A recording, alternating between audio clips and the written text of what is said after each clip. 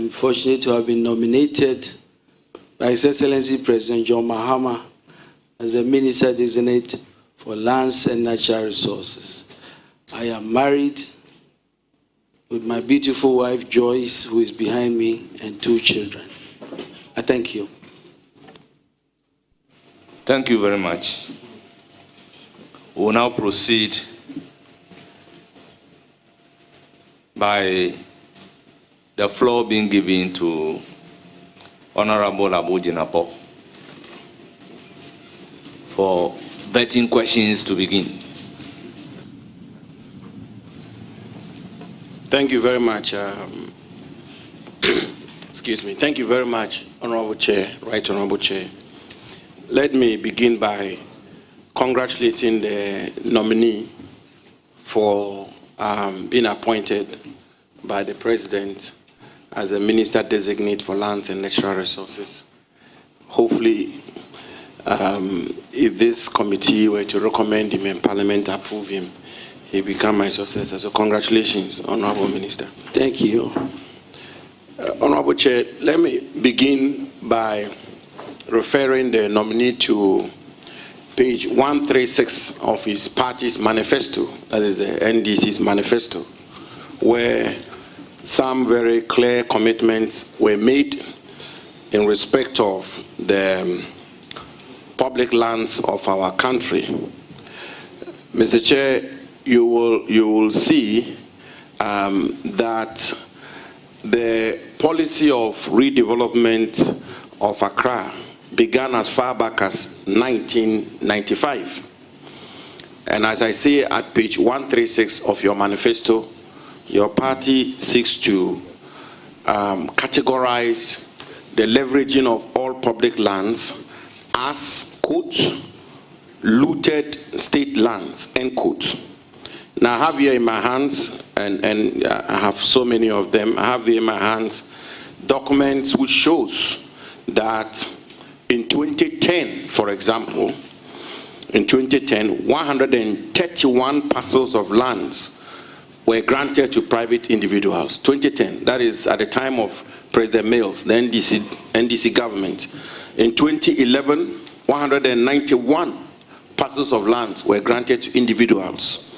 In 2014, between 2014 and 2016 alone, 224 different parcels of land.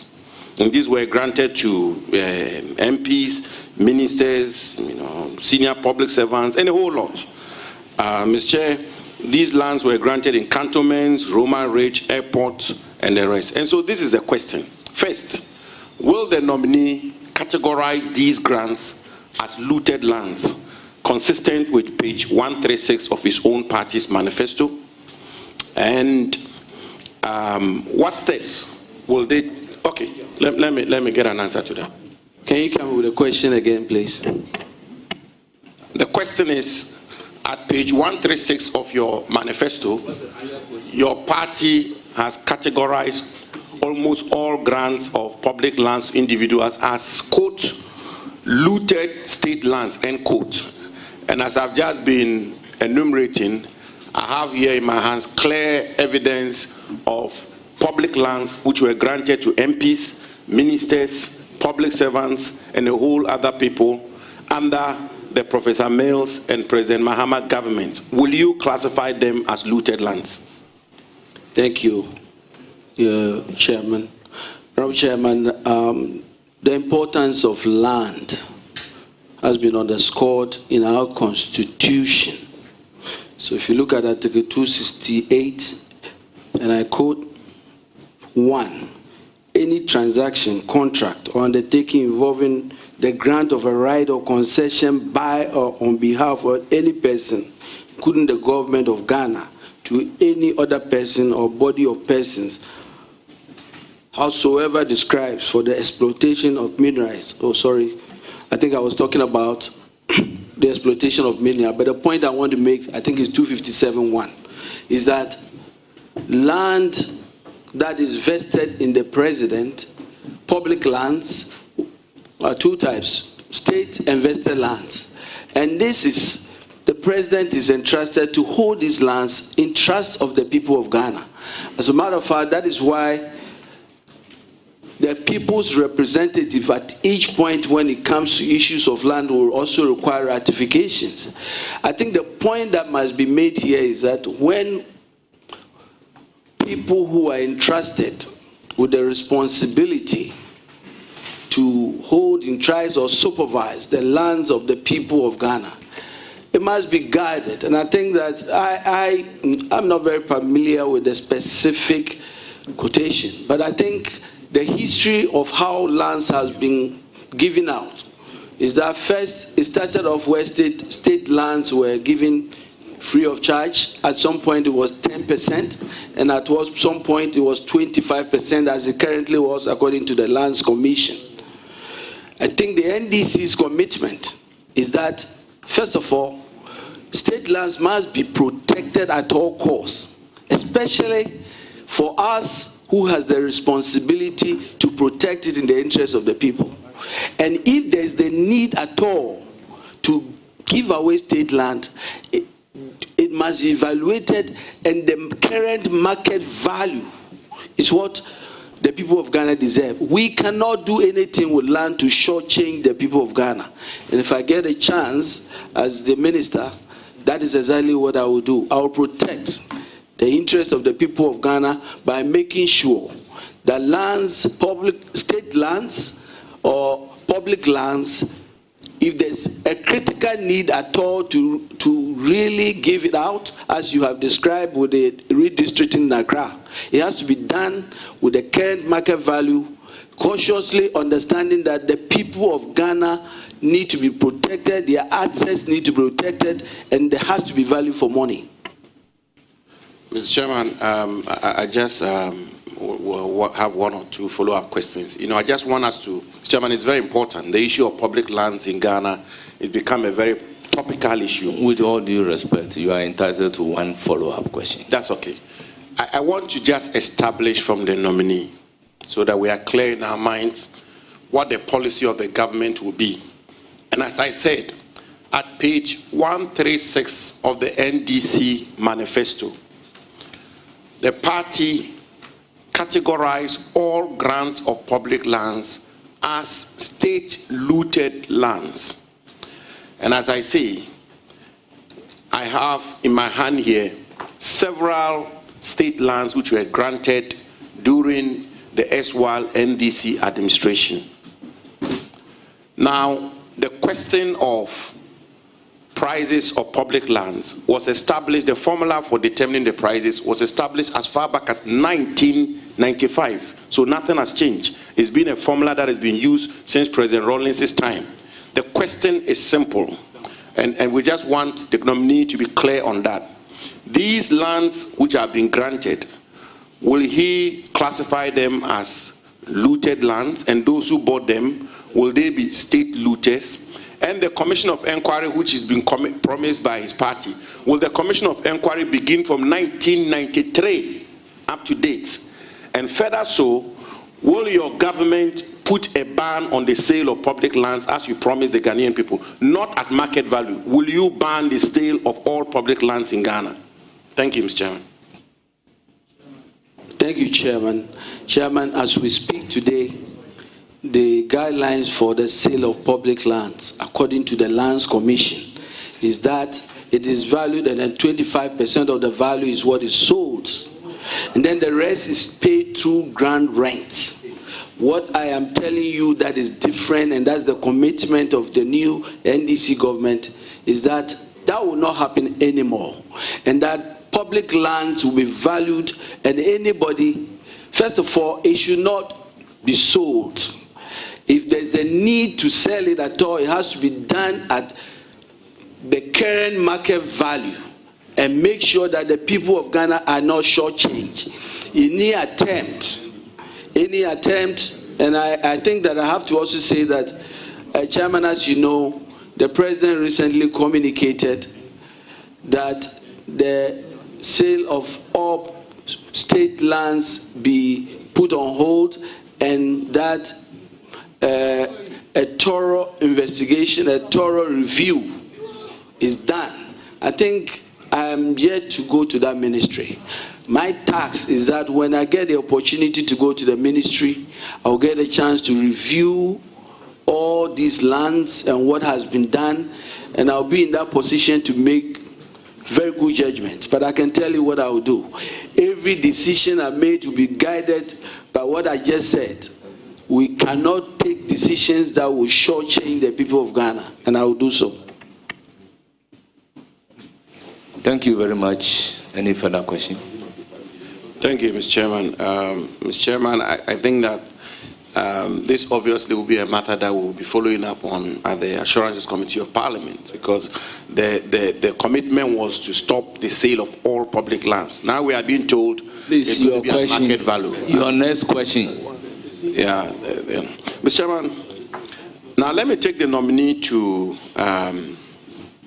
the issue of mining in forest reserves.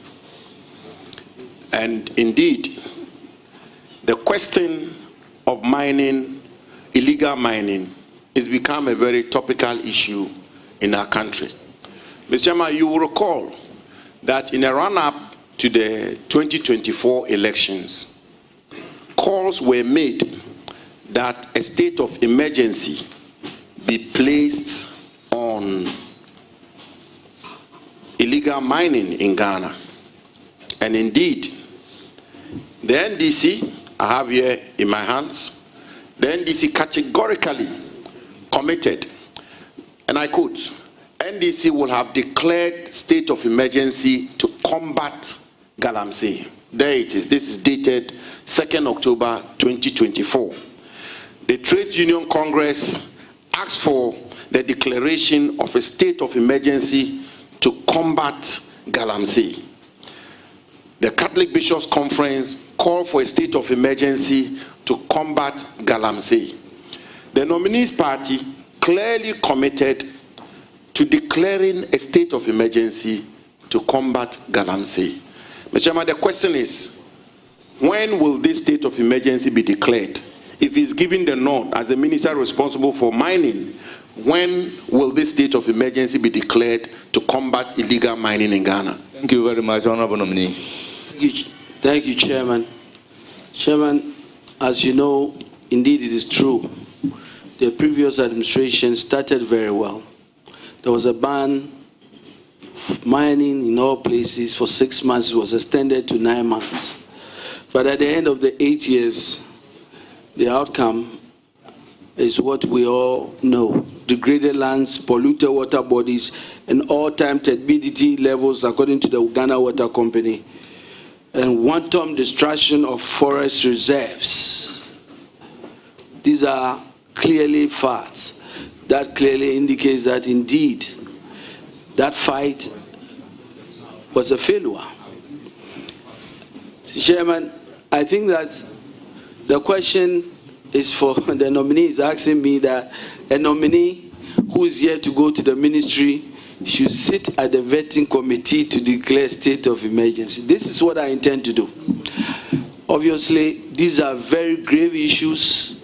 We are very committed to first ensuring, as you know, it is illegal for anybody to do mining on water bodies. Exactly what must be done to make sure that we stop with immediate effect mining on our water bodies. It is also very, very concerning that as we speak, our critical forests in critical areas has seen degradations that we have not seen in the history of our country. Exactly how do we address it to make sure that we bring back our forestry as in the condition and make sure that we restore biodiversity and our sustainable forests? That really is the reason why we as human beings will live. Those are very important matters that will really get my attention as a minister. A minister, when I get a chance as a minister, when you give me the opportunity, I will deal with this matter expeditiously with the urgency that they deserve. Mr. Chairman, I have a follow-up. Of course, the question is is still pending, hanging, but I share in the sentiments of the nominee in terms of the need, the need to. Okay, go ahead. A follow up on that. I have a follow up, but when you finish. No, By the rules. let's allow the questioner to finish the follow up. Then we can give the floor to you. The questioner is yielding to me. The questioner is So, are you forfeiting your right to ask a follow up question? So, go ahead with your follow up question. Then I can give you the floor. Mr. Chairman, so as I say, I share in his sentiments on the need for us to protect our environment, and as a country will attest, a lot of effort was made, including Operation Halt and all of that, and some of the conclusions the nominee is come to are those that I contest in terms of how illegal mining was combated in the previous administration. But that will be a subject matter for another discussion. Mr. Chairman, you will see that on the 18th of January 2025, 8 people were killed and several others injured in Buah when there was a clash between illegal miners and the Ghana Armed Forces, personnel of the Ghana Armed Forces. And indeed, on the 22nd of January, 2 other people were killed in Tano and Weir Forest Reserve. And as I speak to you, the Ghana Coalition Against Illegal Mining has called on President Mahama to declare a state of emergency when it comes to Galamsey. The point I'm making is that, in fact, the situation as it relates to illegal small-scale mining is worsened. It's worsened. 8 people were killed in Obuasi. Anglo Gold Ashanti's concession was attacked. 2 people have been killed. Altogether, 10 people have been killed.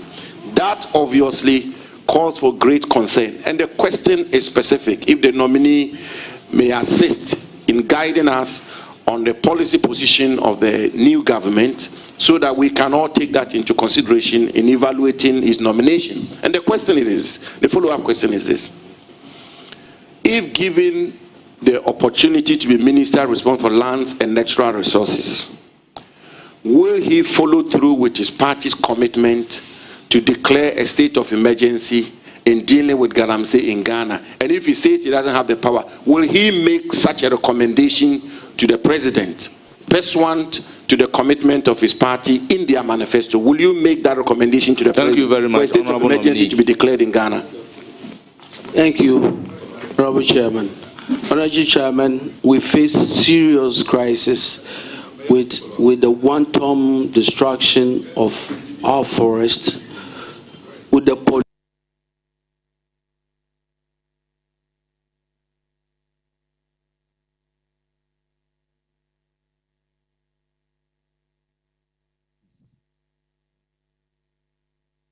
and I've already spoken about the important steps that must be done. Number 1. Honorable members, let's have some order so that we can listen to the answer. Number 1. Illegal mining must be combated. And let me say it very clear here. Chairman, we in opposition were very strong on the issue of illegal mining. As minister, we are going to stand together with the people of Ghana to fight illegal mining.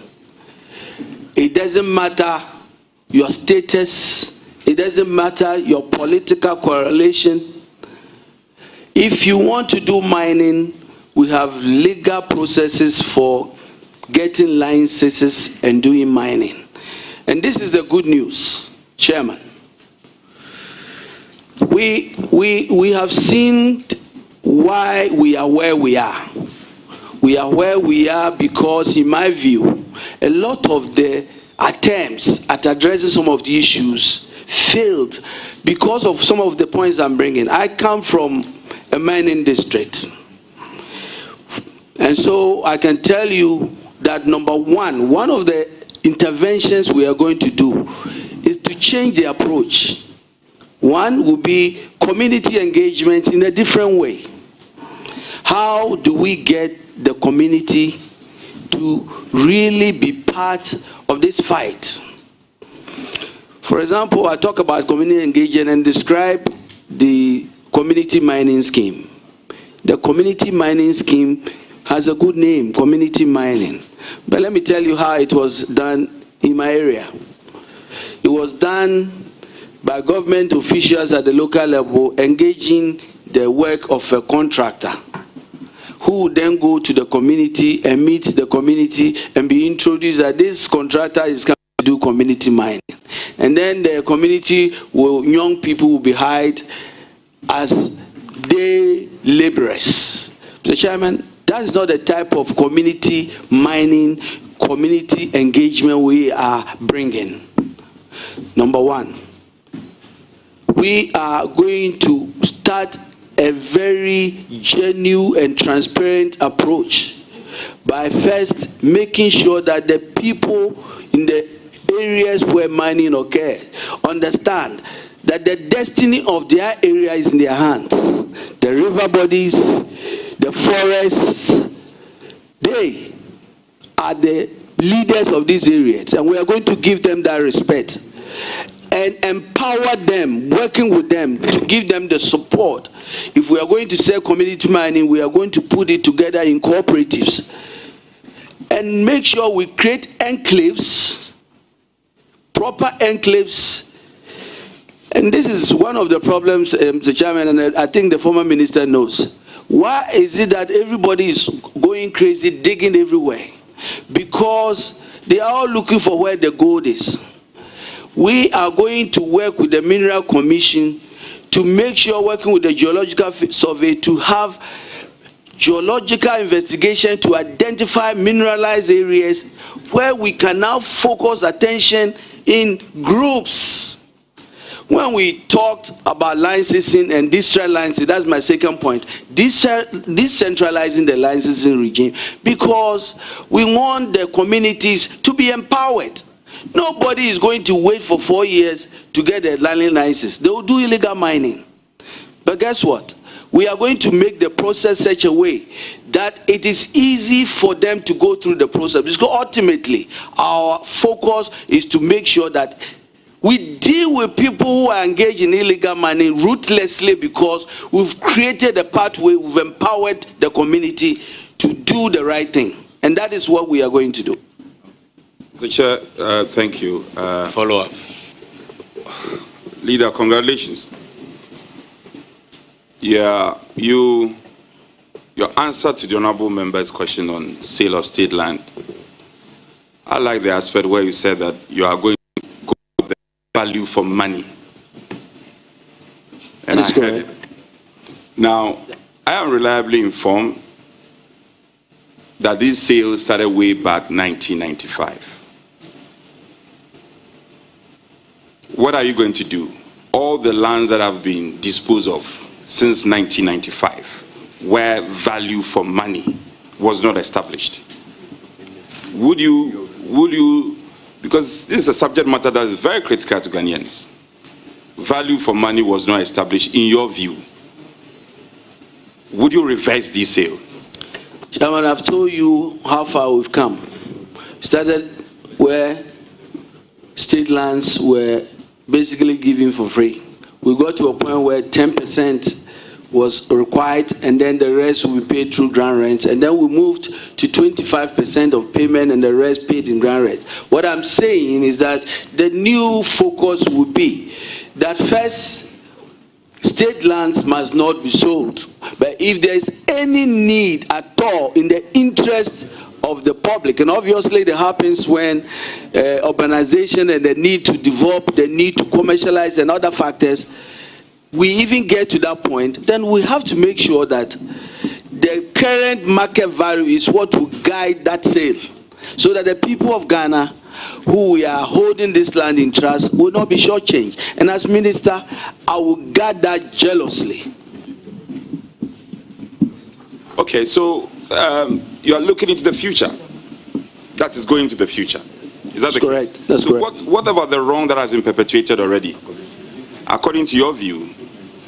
Chairman, I already said, His Excellency the President has already directed a complete review for us to have a long list of all sales of land. When you give me the opportunity as minister and I go to the Ministry of Lands and Natural Resources, the good news is I'm here in Parliament. I'll be happy to come back to this house to discuss with you the way forward. But this is what I know. We will not allow anybody to shortchange the people of Ghana. Thank you, Mr. Chairman. Mr. Chairman, it's all well and good, but the commitment was to ban... last question, please. The commitment was to ban the sale of all state lands. No, I'm taking the place of the chief whip, so I'm entitled to 6, I'm told. So I have 4 more questions. Yes. He's the minority. He's taking... Yeah. Please, your last question.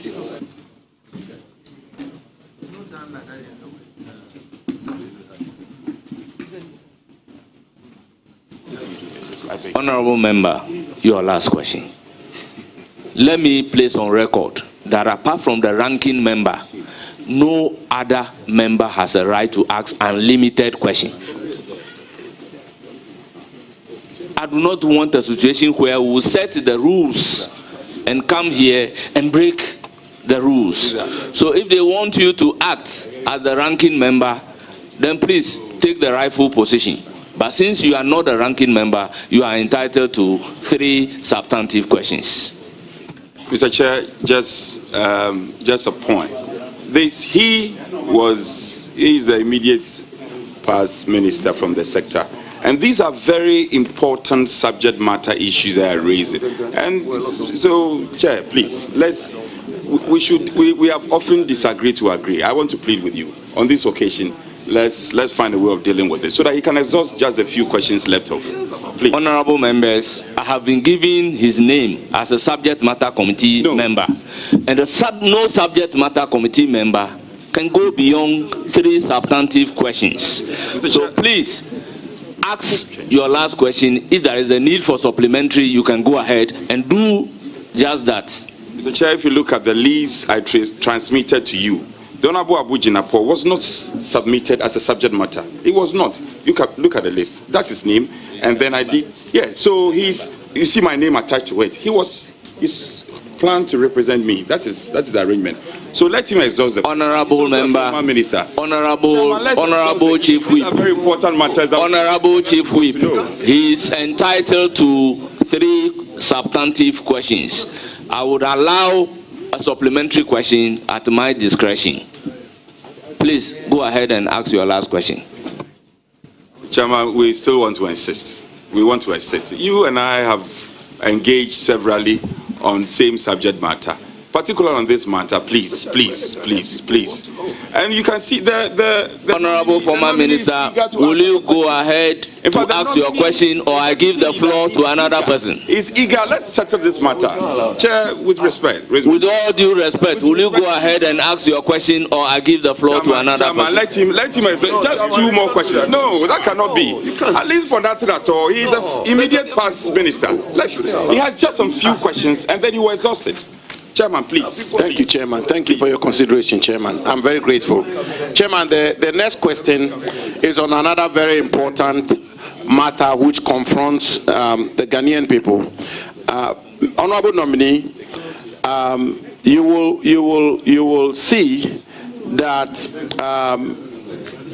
on June 20th, 2024, a commitment was made, and I quote, election 2024, I will ban mining in forest reserves if elected president.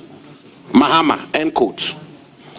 And you will see that the president emphasized, for example, that all mining in forest reserves will be banned, just like public lands. I mean, now we are being told that there will not be a ban, but that there will be a market value. But I'm saying that in the same token, in this particular commitment, the president, then candidate Mahama, committed that, and I quote further again, where he said, and I quote, we are going to ban mining in forest reserves. As for that, it is non-negotiable, end quote. Will mining in forest reserves, all mining in forest reserves be banned? And if so, when? Thank you. Thank you. Honorable Chairman, it is correct. We have said that there will be no new mining activities in Forest Reserve, and the intention is to make sure that LI 2462 will be amended to make sure that this provision that allows mining in Forest Reserve is not in place. We will make sure that happens. If you give me the chance as the minister, that will be the first order of business, to make sure that there will be no new mining activities in Forest Reserve. We must stop the Honorable Chair, sorry, I'm very sorry I have to interrupt. Honorable nominee, sorry. Honorable member, the president, no, sorry, Honorable Chairman. member, with all due respect, it is not the answer that you want. Allow the nominee to answer the question, and if you have a follow-up, he missed the question. No, sorry, he missed the question. Sorry, he missed the question. So I'm just repeating the question. So the commitment, honorable nominee, I think you didn't get the question. The commitment was to ban all forms of mining in forest reserves. And I'll give you even a further quote. When President Mahama was speaking at the Christian Service University in Kumasi, where he said categorically, and I quote, "I will ban all mining in forest reserves because I believe that many of the trees in the reserves, which are more than 700 years old, are more precious assets than any mineral that lies beneath them." End quote. So the commitment was to ban all forms of mining in forest reserves, not new mining. Not new mining. Was to ban all forms of mining. And the question is, will that ban come into effect, and when that happen? That's the question. Thank you. Thank you, Chairman. Chairman, I'm very excited about new initiatives that will help us to heal the wounds of our country. Our country is bleeding. Our forest, that is really at the heart and soul of our survivor, has been completely devastated, damaged. And don't take my words for it. This is what the NDC intends to do. We are bringing 3 great initiatives. The Blue Water Initiative, which seeks to heal and harness the environment by turning areas degraded by illegal mining into hubs of economic and ecological recovery. That's what we are going to do. We are also going to do Tree for Life Initiative. Reforestation will be intensified. We are not only going to focus reforestation only in the forest, we are also going to encourage afforestation across the country. Chairman, you know, we are going to really push for another policy of Restore Ghana to deal with the issue of galamsey impacted lands and water bodies through a comprehensive land and water-based rehabilitation. These are things we are going to do to really address all the damage and heal the wounds. In the meantime, as we are doing that, we are going to make sure LI 2462 is no more, so that we can stop any further mining in Forest Reserve, and that's exactly what we will do. Thank you very much. Any follow-up? Thank you, Mr. Chairman. Mr. Chairman, I keep insisting on these policy commitments because they are absolutely important. People go to the polls, cast their votes based on these commitments, these policy commitments. And of course, I agree with the chairman that I cannot extract an answer I prefer from him. He is entitled to answer in a manner that he so wishes. But I think it's absolutely important.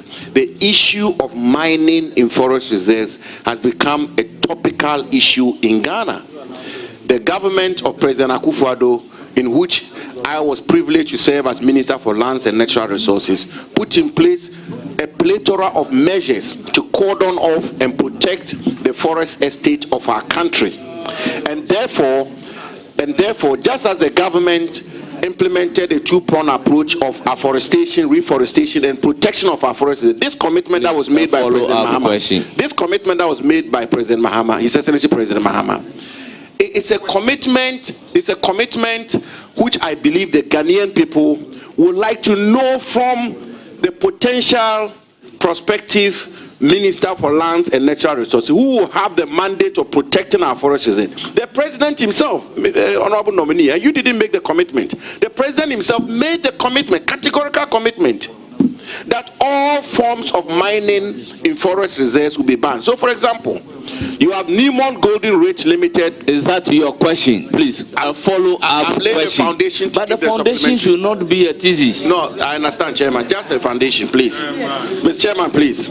These are very important matters for the Ghanaian people. It's important that we delve into them. For example, Mr. Chairman, Newmont Golden Ridge Limited has been mining in the Ajenjua Bepu Forest Reserve since 2010. Mr. Nominee. Anglo Gold Ashanti Eduoprim has been mining in the Nguyen Forest Reserve for years. Golden Star Wasa Limited has been mining the Subri River Forest Reserve for ages. Ghana Bauxite has been mining the Afua Hill Forest Reserve since 1940. Ghana Manganese has been mining in the Bonza River and Nguyen Forest Reserve since 1916. A lot of mining is taking place in our forest reserves, and the contribution of these companies to our national economy is known to all of us. Will the promised ban of all forms of forest, of mining in forest reserves, be effected? And if so, when? Thank you, Chairman. Chairman. Well, the question is asked and answered, but I will give the floor to the nominee to repeat his answer. Chairman, I think I answered the question, but let me say that these very reputable international companies who have been mining the forest reserves are not the reason why our forest is bleeding today. The reason our forest has been degraded and destroyed is because we allowed political apparatchiks to take over our forest and destroy it.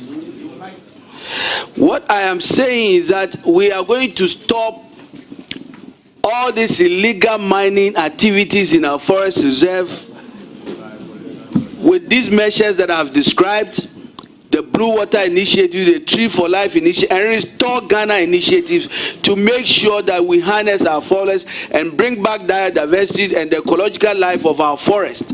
We are going to do that. But we are not going to open ourselves for further damage. And that is why we are going to stop further issuance of any license for mining in forest reserve. Honorable nominee, you've mentioned political apparatchiks. First of all, can you define these? What do you mean by political apparatchiks? And can you give us some examples? Chairman, I think I meant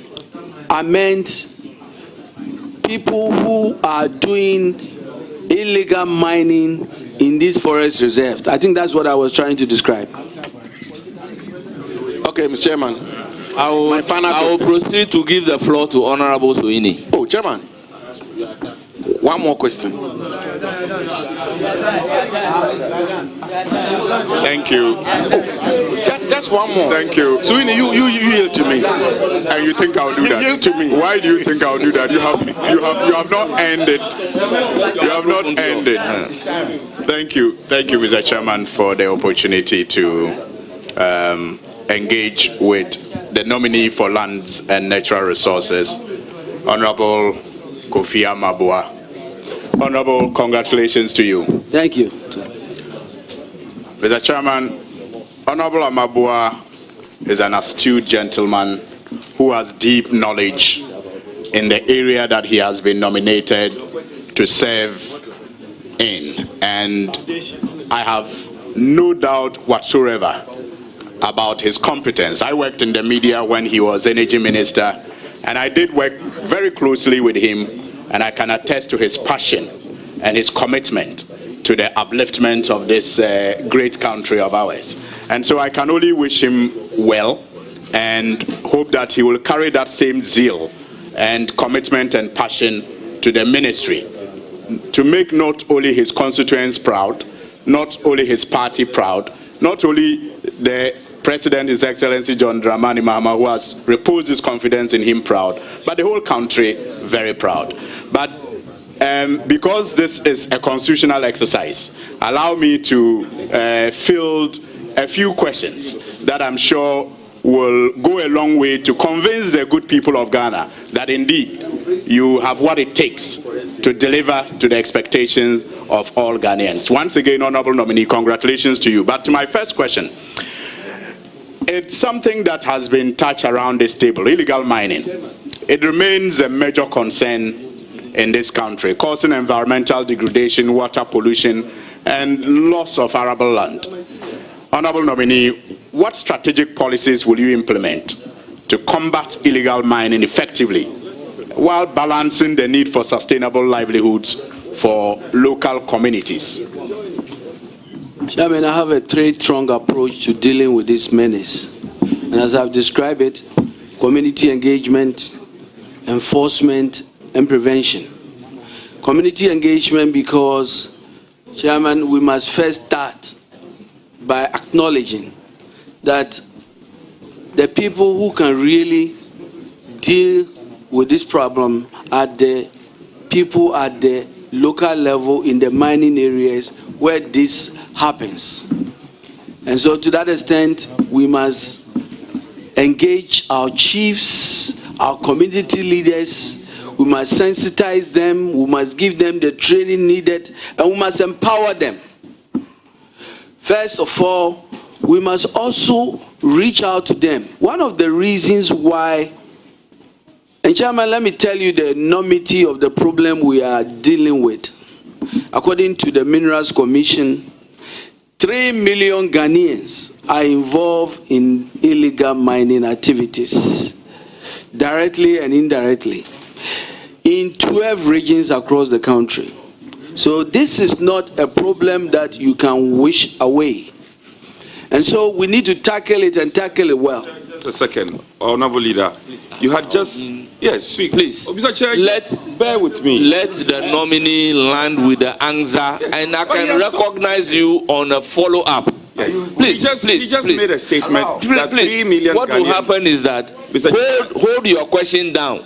Let the nominee finish with the answer, then I can give you the floor to do a follow-up. Mr. Chair, let's have an interaction. He says, it's a fine man, let's have an interaction. Please, go ahead and complete your answer to the question. And so once that happens, the focus is to make sure that mining activities are going to be done legally in all approved areas. How do we allow that to happen? We have talked about decentralizing operations of the regulatory institutions. Because one of the reasons why so many people are engaged in illegal mining is that the processes for getting a license sometimes is so cumbersome and so long. Of course, unless you have political connection, as you could see. But to decentralize these services, to allow these communities who will now know that if you want to do legal mining, this is the channel. You can even do it at the comfort of your computer and register. I'm very happy that the Minerals Commission is making progress with digitalizing some of these services. Now, having done that, we also need to go further. The NDC has said in its manifesto that we are going to recategorize mining. As we speak, it's small scale and large scale. And guess what? We can have one person with 30 licenses doing mining small scale, which requires you to do it in a 25-acre land. And then you do one small scale here, contiguously. If you put it together, you are doing large scale. But we don't have the classification for a medium scale mine. So that makes supervision very difficult. And that is why we are saying that we're going to recategorize mining, create cooperatives, and then create what we call the gold board, which will really be the support system for this cooperative mining, providing support, providing assistance, working with the universities to bring geologists and experts to be in the same location. The reason we don't have problems with large-scale miners is that they are organized, and so you can manage them. The intention is to create a system that allows everybody to feel that it is easy to do legal mining, and that's what we'll pursue. Thank you. A follow-up. Yeah. Leader, just a few follow-ups. You had said that 3 million people are involved in illegal mining. I find that quite... Direct and indirect, and I got that information from the Minerals Commission. Okay, that's fine. You also said that you are going to ensure recategorization. Recategorization. That's the plan. Yes. Now, I want to hear from you solutions. I've heard you lament a lot. You talk about the pollution, turbidity of water, and all that. So, order. Leader, I want you to elucidate on the effect. And the catchword is positive. What will be the positive effect on this, your concept of recategorization? As I said earlier, the recategorization will allow for easy monitoring and supervision. It will also help build capacity and allow small-scale miners to move. You know, as Ghanaians, what are we looking for? We are looking for the day where we don't even need foreigners to come and do large-scale mining. This process is also going to help build the capacity of small-scale miners moving to medium-scale and then to large-scale. We must indigenize mining by building the capacity of our own people. But leader, are you saying that the recategorization will ensure good monitoring? I don't get the logic. Can you explain? How would that ensure good monitoring? I think, as I said, what it does is that it reduces the number of licenses. I said that as we speak, the small-scale mining licenses, I know that so many people who are doing small-scale have about 20, 30 licenses, and they are mining. You know, the requirement is that if you are small-scale, you have 25 acres of land. I'm saying that they have the capacity. They have big machines, but they are still classified as small-scale mining because there's no category of medium scale. And they are all over the place, and so we can't supervise them. The other thing is that I talked earlier about making sure that we support the geological survey to intensify geological investigation to identify mineralized locations. Once we know where the gold is, you know, the people won't be digging in water and everywhere. They will all be where the gold is. And that is the plan. And once we do that, there's a lot of advantages of scale that we will get. Just this. You see, leader, with respect, let's not reinvent the wheel. This statement of strengthening the geological department, Chairman, just a minute. Strengthening the geological department for you to give a confirmation of where the gold is. That has been done already, with respect to you. That has been done by our country. So what we want to hear from you with respect, you are rehashing what has been done already. Leader, with all respect to you, I'm not asking this question to question your competence, but I'm telling you that has been done. What is the solution? Prefer solutions rather than telling us what has been done already. Thank you, Chairman. Chairman, I take this vetting very seriously. So that when I got the opportunity to be nominated, I spent 9 hours with the Ministry of Lands and Natural Resources. And as I speak, I have even the experts, or some of them with me. I have been told, for example, by the Geological Survey that if he talks about some of the projects, right, as you speak, Minerals Commission has given them one project, which costs about 10 million. And another one, they are doing 2. They are saying that if they can finish 12, then we can make a lot. So there's a lot of work to be done. And so I'm not speaking out of just the blue. I'm speaking because I had this fast from the experts. Thank you very much. Any further question?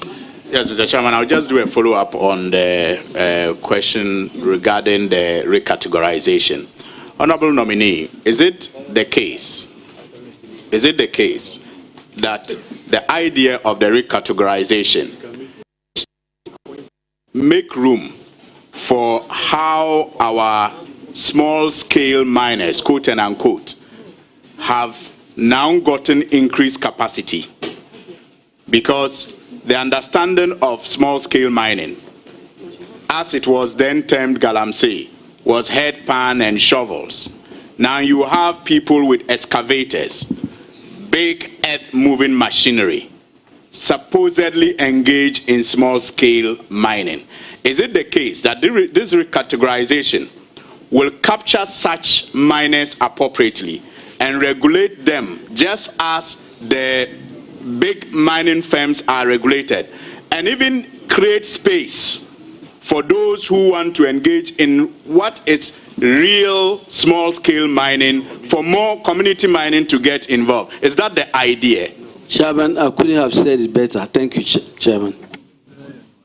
So is any further question? I don't have a second follow-up. No, you don't have right for a second follow-up. Okay. Substantive question. All right, so I'll move on to my substantive question then.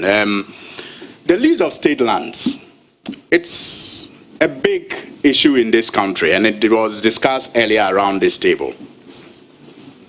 And especially when they are leased to political allies. In the not too distant past, we saw how the Akufo-Addo administration did this rampantly, indiscriminately. Yes. There are many examples that have been discussed, and Mr. Chairman, when the former minister was here, he was flashing a document that he said came from his ministry with about 100 and something people who had lands. Nobody. Please, candidate, proceed to ask your question. Yes, that's all. But address the chair and proceed to ask your question. Mr. Nominee, we do know that some high-profile officials of the regime have been accused of acquiring these state lands. Now, what is your position on this, and what action do you plan to implement to protect these and many other state lands that are yet to be encumbered? Thank you, Chairman. Chairman, as I stated, His Excellency the President is very passionate about this issue. He has already directed the sale, lease, and processing of all transactions involving state and public lands. Pursuant to this directive, the Lands Commission has been directed to compile a comprehensive report. Chairman, if I get the opportunity, would you help to become the minister? I intend to study that report and advise the President appropriately for the right actions to be taken. Mr. Chairman, a follow-up on this one. Honorable Nominee, things may appear similar, but not the same. When we talk of land acquisitions by state officials, you often hear conversations suggesting that it started in 1995, 1993. But we know that government had a rezoning policy, which rezoning allowed 4 parcels of land to be allocated through proper regulations and appropriate compensations paid by officers who acquired these lands.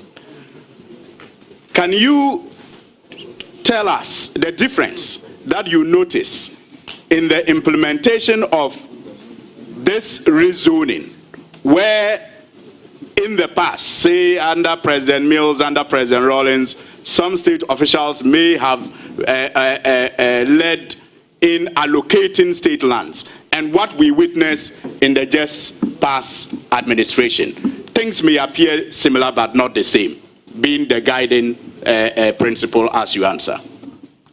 Thank you, Chairman. Chairman, indeed, there are all sorts of, I think about 5 categories, different categories. I think the main one that always becomes an issue for discussion has always been lands that are acquired by the state, compulsory acquired by the state, paid for a particular purpose.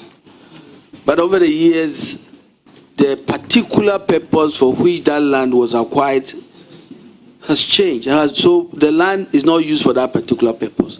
And then the circumstances change that there has to be a new use of that land.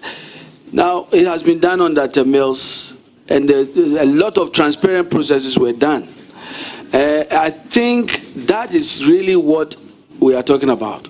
But I think the very important point that I made, and I'm going to make it, as a minister, and this is my personal view, as land minister, I see something fundamentally wrong for me as a minister to be arrogating to myself lands that I've been given the opportunity to supervise. That's my personal view. I believe the policy that we bring in that says that if there's really a need for such circumstances as I have described to allocate land, then those lands must be reevaluated and sold at the current market value so that the people of Ghana whose land we are holding in trust are not shortchanged, and that's what I intend to do. Thank you very much, Honorable Nominee, for that assurance. That difference needs to be established, appropriate compensation especially. And like I said earlier, I have no doubt at all about your competence, and I join many other Ghanaians who share that same view. And so we are wishing you well, and we hope that you live up to the expectation. My last question is on land guards. Land guardism. The incidence of land litigation, double sale of land in Ghana has been recurring, especially in our cities. What will you do as a minister to address this situation, especially when people, you know, do this because of, engage land guards because of this double sale of lands? What are you going to do about the double sale of land, which leads to land guardism in some cases? Thank you once again, and congratulations. The very best of luck to you, Honorable Nominee. Thank you very much. I think the Land Act 2020 at 1036 has already made strict provisions in addressing this issue. As minister, what I will make sure we do is to make sure we strictly enforce this act. Thank you very much. I will proceed to give the floor to Honorable Amprechum. Thank you, Mr. Chair, for this opportunity. I would like to create your indulgence and defer the opportunity given me to the immediate past Minister for Lands and Natural Resources. Thank you. Thank you, Mr. Chairman. Mr. Chairman, the first question. Please. Honorable members, I understand Honorable Amprechum is here as a subject matter committee. Let me remind all of us that Standing Order 217 is very clear. If Standing Order 217 allows leadership of the subject matter committee to join, the same rule will not allow you to come here in your capacity as a subject matter committee to say that I now want to give the position to another person to ask the question. So, Honorable Amprechum, if you do not have any question to ask, I will proceed to give the floor to another person.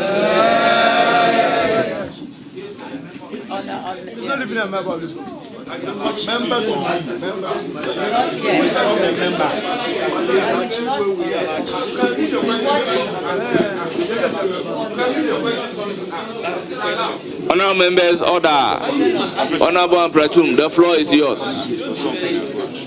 You have the floor. You have the floor. Thank you. Thank you. Oh, there is no need for any noise, please.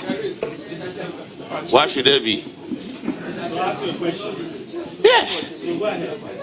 Please. The honorable member who introduced himself. Yes, sir. Out of order. Please. Please. Please. Please. Amprechum, you have the floor, Honorable. Thank you, Chairman.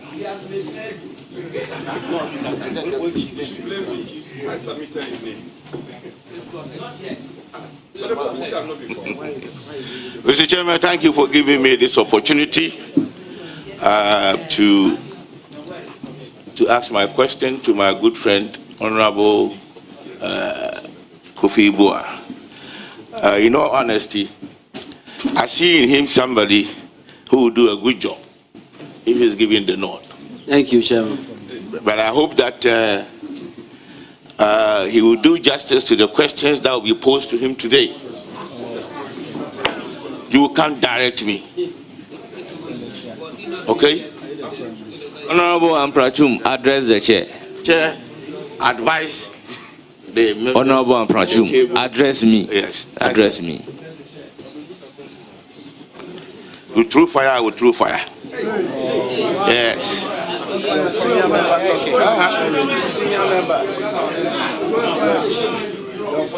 Withdraw.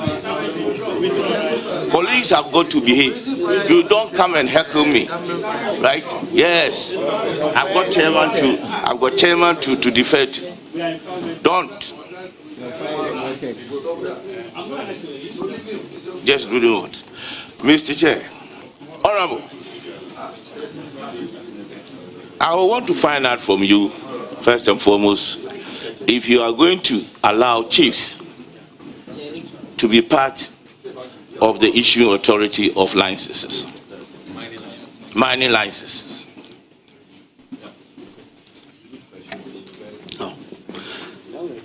Chairman, I think that the chiefs are already a very important, integral part of land administration in Ghana.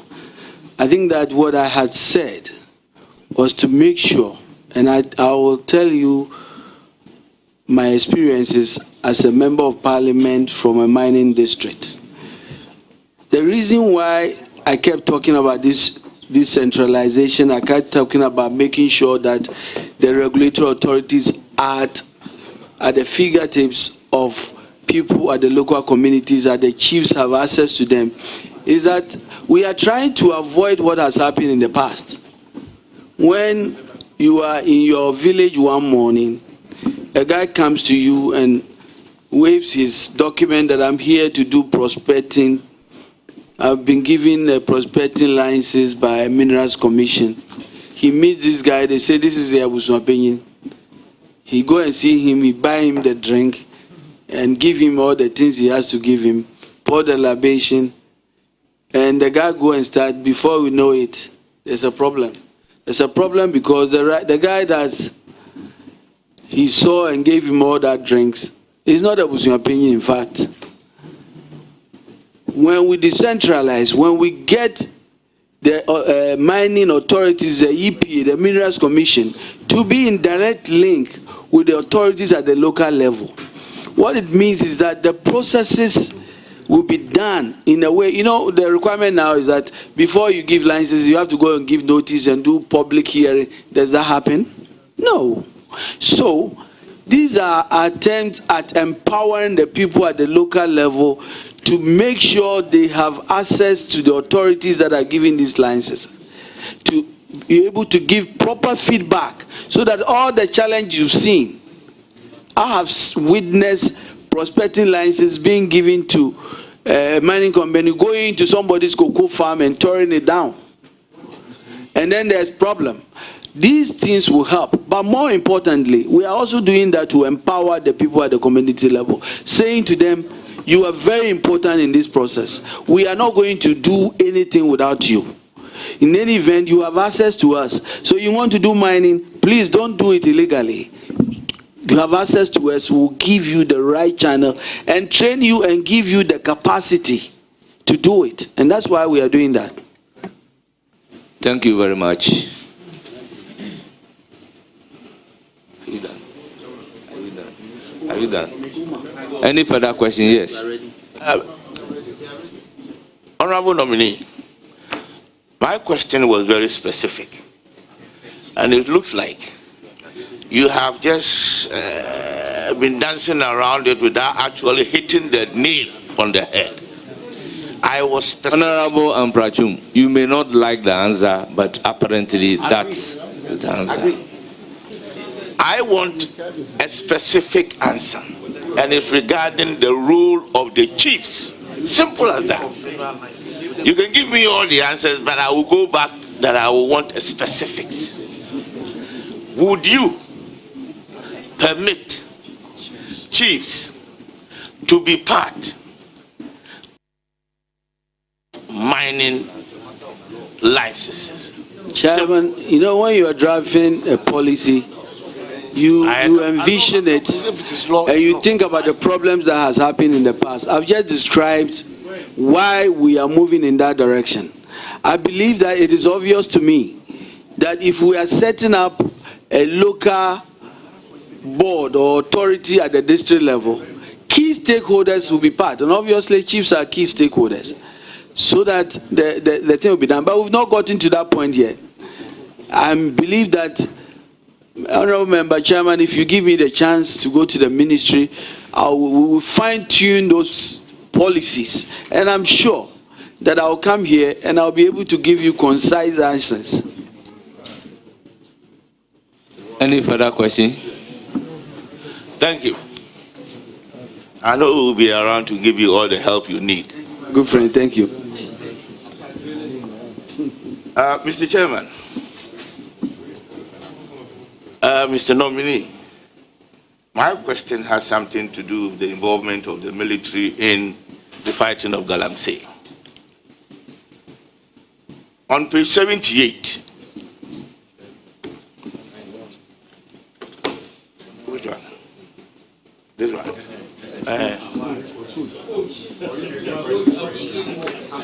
What is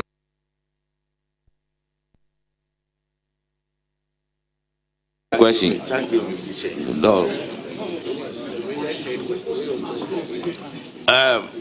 Will your government, again, another specific one, I like specifics now going round in circles. Will your government continue with the military involvement in the fighting of Galamsey?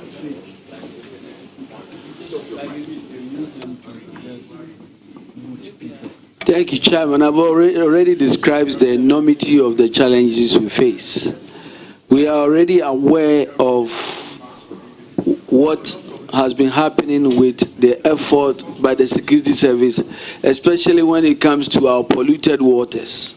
Today, as we speak, the state of our rivers is nothing to write home about, and the police and the military has played a very critical role. If I get a chance as a minister, we are going to evaluate the new program. For example, I have very new, exciting ideas about what to do with the protection of our water bodies. Because one of the problems that I got to know was that it's not cheap to get the military to continue permanently in these locations. So they will be in a place, it used to be that they will come in the place and clear everybody, and for 6 months nobody will be there. Now they come, clear, and they go away, and within 1 month they are back. So we have to think about new ideas. Some of the ideas as to, we have forest guards. What about forests? What about water guards? So these ideas are going to be thought through, and we are going to come out with creative ideas to make sure that these matters, that goes to the survivor. And these are very important. For example, I was thinking about the creation of water guards who are going to be trained to understand that this is not some security job they are going to do, that they are going to fight for the soul of our country. That's our water bodies. So these are very important, but we are going to do that and really make sure that we address these comprehensively. Thank you very much. Is there a follow-up question? Do you have a follow-up? Yes. On the last question regarding the use of the military to fight Galamsey? Very well. Mr. Chairman, Honorable Nominee, it seems I'm getting a bit impressed with your mention of the water.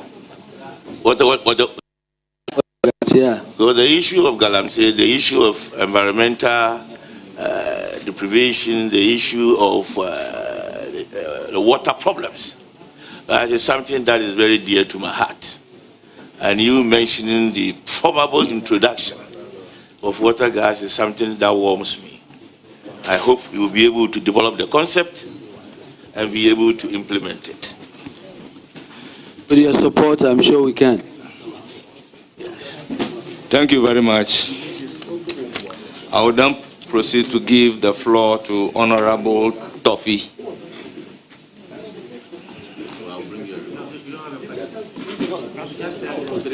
Please, let me repeat them for you.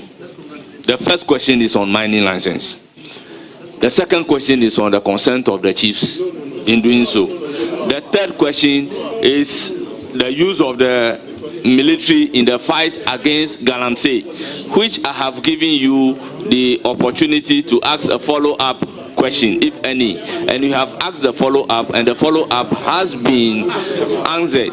Apparently, former minister responsible for lands and natural resources, you are not the chair. Chairman, so I give the floor to Honorable Kofi. Just a minute before you do that. With respect, as an available ranking, I have a duty to help you navigate. In fact, what you are referring to as his second question was a follow-up to the first question. So in actual sense, he still has one question to ask, a substantive question. Please, no, second one, and a follow-up. It was a follow-up. Yes, that's it. He can speak for himself. He can speak for himself.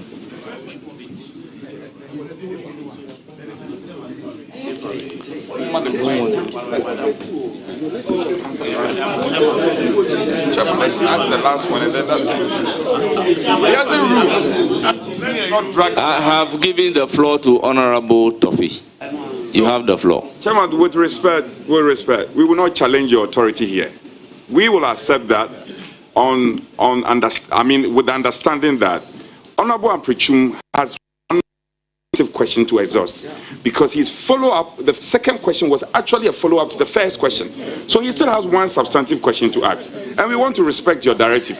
So let him exhaust it, and then we can go ahead. We have nothing against Honorable Fote. I'm not challenging. I'm just suggesting to him. He has the definite ruling.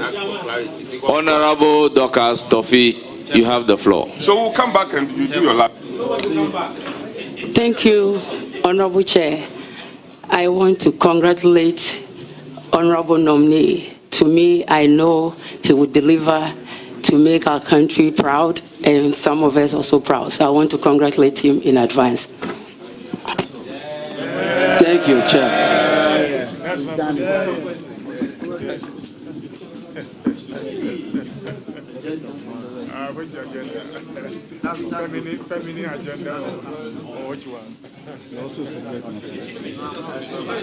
Thank you very much.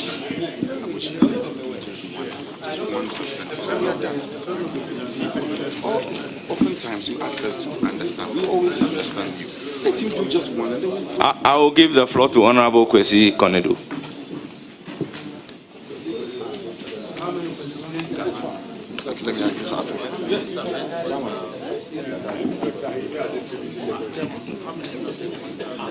Chairman, thank you very much, Chairman. Chairman, I'm starting. This will be my first question, so I would want you to take notice of it. Honorable Leader, congrats. Honorable, just a minute. Chairman, let me make a suggestion to you. In order for us to get clarity on the type of question, it's important we allow our colleagues to indicate. This is my first question, substantive. Second one, this is my follow-up question, so that we get clarity on it, because we are not being fair to Honorable Amprichum. So proceeding forward and taking lessons from that, Honorable Kwesi Konedu, indicate to the chair and the committee questions that are substantive and those that are follow-ups. Chairman, thank you very much. Chairman, I think I have made an observation, and that is that, for instance, today, we don't have the Honorable Member Apiaje here. We don't have the Honorable Ranking Member, the Honorable Apenyomakin here. Now, I see that the minority would come and say that they want somebody to replace. They'll come before the committee. Please, we were in a meeting this morning. I didn't see you. Chairman, I think that practice must be stopped. when a member is absent, he cannot be replaced. Please, let me make, because replace, please. Can I finish? Chairman, with all due respect. No. Chairman, with all due respect. Which standing order? This committee is a committee of rules and procedures. May I? And Parliament is a parliament of rules and procedures. Which rule? Abu, please. No, it's not about that. Which rule? Don't interrupt me. You don't have. No, which rule? Please, let me. You want to make your own rules? No, Chairman, I'm not done. Chairman, let me refer the committee to Standing Order 217, Rule 1. The Appointments Committee comprises the First Deputy Speaker as chairperson, Minority Leader as ranking member, the Deputy Majority Leader as vice chairperson, the Deputy Minority Leader as deputy ranking member, and the following other members: A. Majority Chief Whip, B. Minority Chief Whip, C. 5 other members selected based on the numerical strength of the parties in Parliament. Mr. Chairman, with all due respect, no caucus can whimsically appear before the committee and suggest that a member, bona fide member, is absent, and therefore a certain honorable member be used to replace that person. The only practice which we have adopted is that because the subject matter committees are in the process of being constituted, leadership of the caucuses are mandated to submit names of leadership of those subject matter committees to chair of the committee for purposes of posing questions. But this practice where a member is absent, no excuse is given, then another is brought to come and replace him, it's not borne out by our standing orders. The replacement cannot be whimsically done. It appears to be abused. So, Chairman, with all due respect, when a member on the other side is absent, please proceed, if you have quorum, to deal with the issues. Please. Chairman. Thank you very much. Chairman. Honorable members. Chairman. This is a house that we always say we are masters of our own rules. We are guided by the practice and convention. I believe strongly we all know that when our leaders are not available, we normally have available leaders to work in place of that particular leader. So that is what exactly is happening today.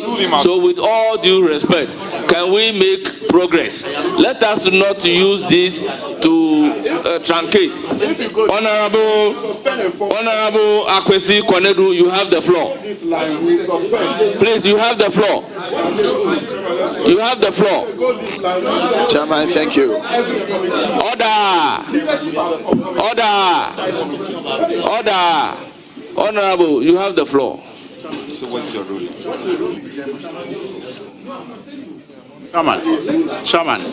Chairman, respectfully. Honorable former minister, you cannot be asking the honorable member having the floor to hold on. Please, Honorable Konedu. Chairman, respectfully. Chairman, proceed with your question. Chairman, respectfully. Can I make the mic appeal? was not working, so I was not asked to Chairman, move on. That is respectfully, what I can want I to make the appeal. Chairman, thank you very much. Chairman, this is my first question, and I would like to lay the basis for the question so that my honorable former leader would appreciate the question. Mr. Chairman, on page 78.9 of the NDC manifesto, you said that you provide a predictable regulatory regime and build confidence for local and foreign investors. Our Minerals and Mining Act of 2006, Act 703, has been hailed as one of the best laws globally in terms of certainty and predictability for investors. And one of those certainties is that when you conduct exploration and you abide by all the mining laws, you are entitled to the grant of a mining license. That is section 39(2) of Act 703. Now that we are familiar with this issue of a company that exploited for lithium for over 10 years and eventually made commercial finds and was granted a mining lease in accordance with our law, the SWAL MPP administration went on further in negotiating for an enhanced terms outside the law, and I would want to state some of this. An increment in royalties from 5% to 10% for the benefit of Ghana. An increment in government's free carried interest from 10% to 13% for the benefit of Ghana. Additional interest to be taken by the Minerals Income Investment Fund. And mandatory provision for the company to list on the Ghana Stock Exchange, which it complied with. Altogether provided for a minimum of 30% Ghana participation in the exploration of lithium, making this provision as one of the greatest values in terms of our mining license negotiations and grants. And now my question, despite all this, you opposed it. How are you going to ensure that investors that have invested in the exploration of mining and minerals in this country, their concessions will not be taken away from them, but they will be granted necessary leases and permits to mine in accordance with our law? Thank you, Chairman. Chairman, I think the premise of the question, I am aware that this came to Parliament and it was referred to the committee. I don't recall that the committee came back with a report that was opposed. That's all. Any further question? A follow-up. Yes. A follow-up. Yes. Mr. Chairman, thank you. Yes, it was referred to the committee. Same as this committee is working for the totality of Parliament and present a report. So if it was halted at the committee level, it's still a halt to the investor confidence that they would have. Regardless of the fact that referral was made to the committee, how are we as a house and a government going to help that investor confidence, whether at committee level, governmental level, will be assured, such that when they put their money in exploration and abide by all the rules, laws governing mining in Ghana, their leases will be granted for them? Chairman, I was the former energy minister, and I was very aggressive in making sure that when investors express interest in exploring oil, and we negotiate, I follow through and make sure those are approved. And that's the record I have. You were in charge of government business. I think your responsibility was to have brought the agreement back from the committee. And so to say that what happened there, but I'm simply telling you that there was no report that was debated and defeated on the floor of Parliament. But this is what I would say. When it comes to new minerals, Chairman, my strong view is that Ghana must really win in new negotiation for our new minerals, and that there must be a paradigm shift in some of these agreements to ensure that, yes, we've held some of these old minerals for a long time, but the new minerals, we must focus on value additions in our country and make sure that we can really get, Ghana can win bigger than we have before. That's my view on it. Thank you. Mr. Chairman, I'll move on to my second question. That is so. Mr. Chairman, sustainable forest management activities and in the global trend towards carbon trading makes it very, very important for this country. And looking at how sustainable forest management is plagued due to budgetary constraints, what will be your approach at finding sustainable financing for natural resource management in terms of both the forest and wildlife management, bearing in mind the passage of Act 1113, that is the Wildlife Management Resource Act? Chairman, I think that's a very, very important question. There's a lot of money on green efforts, climate change mitigation efforts. And I think that as a country, we must be seen aggressively doing things to protect our forest reserves and adding new forests. And that is why I have described some of the big initiatives that I have described. Tree for Life initiative, the Restore Ghana initiatives that is intended to restore our forests and bring biodiversity and ecological life. These efforts will let us attract more funding and make sure that Ghana will have an advantage. And we intend to make sure that we heal our forests and undertake aggressive efforts in reforestation so that we can attract this funding, this climate mitigation funding that you have discussed. If I'm given a chance, that's the focus of my administration. Thank you. The floor is yours, Honorable Konedo.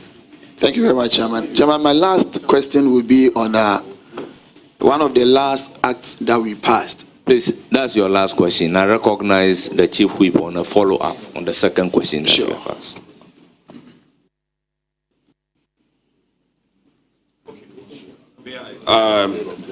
Leader, just a quick one.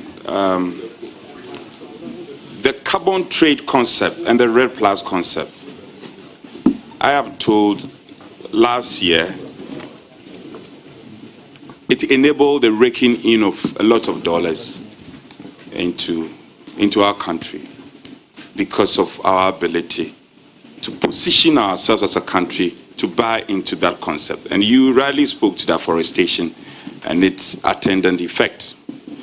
What is your appreciation or understanding of the Red Plus concept and the carbon trade concept, and how will you be able to appropriate this efficiently when you are made the Minister of Lands and Forestry?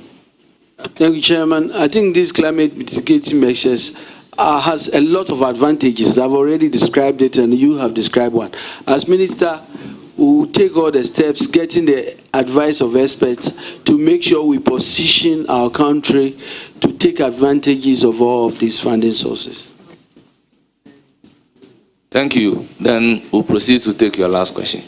Thank you very much, Chairman. Chairman, my last question will be on the passage of one of the last acts that we did. That is Act 1123. That is the Boundary Commissions Act. The Boundary Commission plays an important role in the maintenance of the territorial integrity of Ghana. It doesn't have a dedicated funding source that would equate to the role that it plays.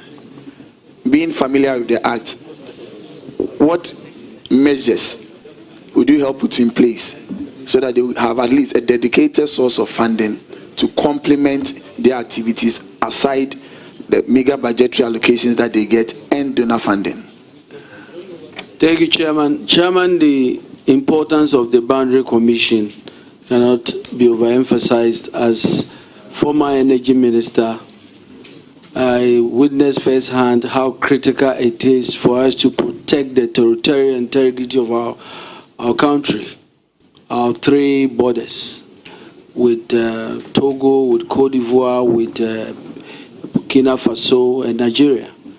And I think it is imperative that we take the steps to ensure that this is done. If I get a chance to be nominated, I'll work very, very hard with the Ministry of Finance conferring to make sure that we fully fund the Boundary Commission. Thank you. Thank you very much. I will proceed to give the floor to Honorable Hajia Ladi Ayamba.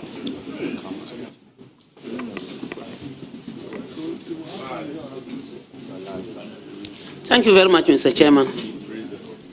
Let me first of all congratulate my able hardworking, and don't listen to my language. I'm going to say my beautiful leader. Congratulations. May Allah guide and protect you. Thank you. Mr. Chairman, my first question is, in January 2018, His Excellency President Akufo-Addo reportedly revealed that $5 billion was unaccounted for in gold exports from Ghana to the United Arab Emirates. A similar report indicates that Switzerland imported $7 billion worth of gold from Ghana, but records show that Ghana exported just over $3 billion to that country. Honorable nominee, can you explain the cause of the disparity between the volumes of gold that is reported in, say, Dubai, and the volumes of gold that are reported by the Precious Minerals Marketing Company, PMMC, and what would your approach be to address this? Thank you.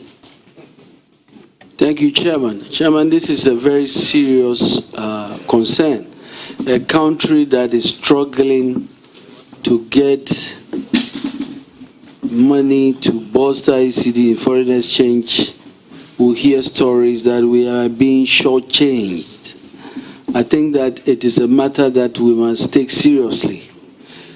Chairman, if I get a nod as the Minister of Lands and Natural Resources, this is a matter I'll take up seriously, working with the Ministry of Finance, working with the security agencies to basically follow the custody issues from the mines all the way to the last point and in between, and make sure we revisit the strict accountability process and the sanction regime to ensure that this does not happen to our country.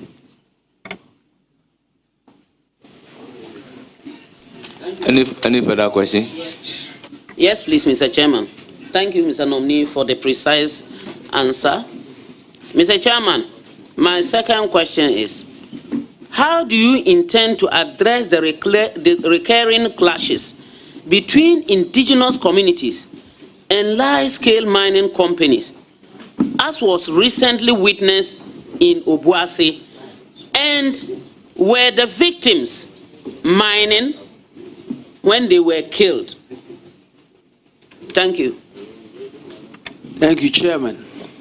Chairman, this is a very important question that is so dear to me. Chairman, I come from the Western region, and I have been a member of Parliament before the regions of the Western North and Western region was divided, so I'm very much aware of some of these challenges. But Chairman, I think that there's something that I hope and I pray I'll be remembered for. I want to be remembered for as the minister that finally got large-scale mining companies to finally bridge the gap between these companies and the communities in which they operate. Chairman, this is very critical because this has gone on for very long. What are the root causes of this problem? And I'm going to be very brief. Chairman, the company is given a huge tract of land to mine, and they mine the area for 10 years, and they move to another site, and they have no plans to visit this location for a period of time. The community in that area, their lands, 50% of their lands is what has been taken. It used to be before that mining, that's where the farming, that's where food crops were produced. And then they get to a point where they say, we can't, we have to survive. give us an area for us to also engage in mining activities. And then that's where the problem starts. Chairman, I think that it calls for an engagement and an understanding. It all starts with how this whole mining processes starts. The belief that somehow when you get your license in Accra and you go to the communities, that is it, and all the powerhouses in Accra must change. Mining companies must work with communities for them to believe that they have the social license at those grassroots level, and they give them the respect and they will engage them. That way, you will see that there will be a win-win. For example, how beautiful will it be for a mining company to allow this cooperative mining that I'm talking about, to allow a community that we ourselves are going to take the lead in building your capacity, because we live here with you.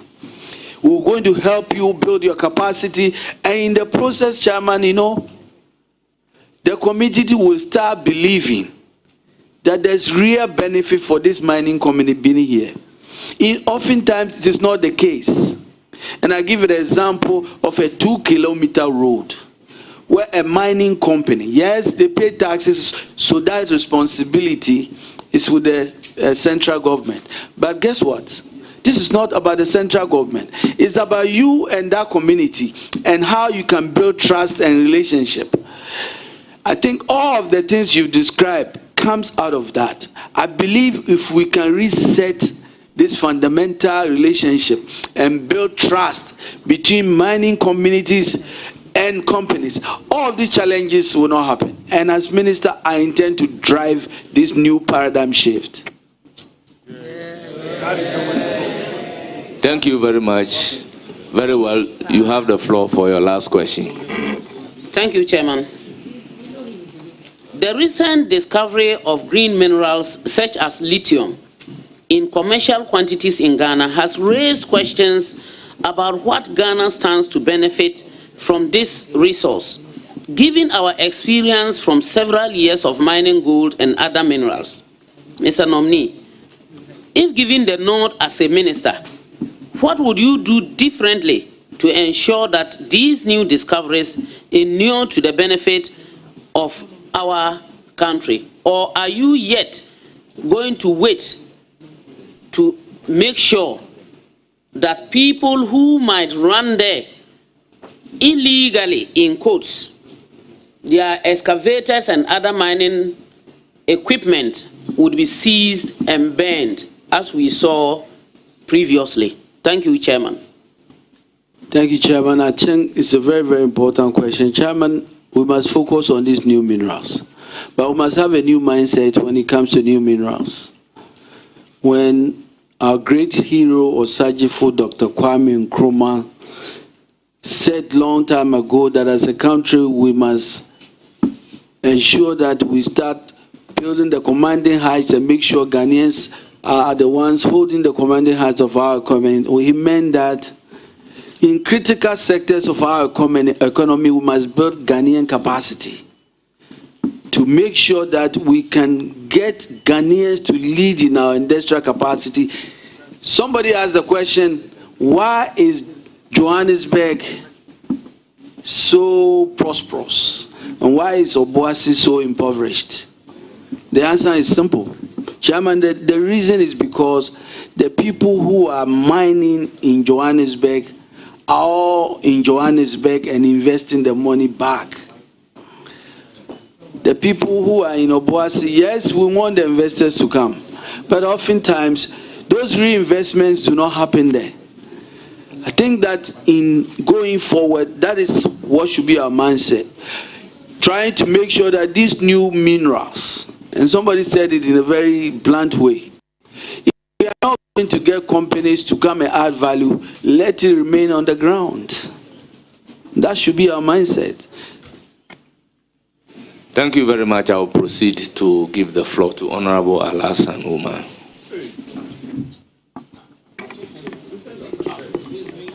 Thank you, Chairman. Thank you, Chairman. Mr. Nominee, congratulations. Thank you.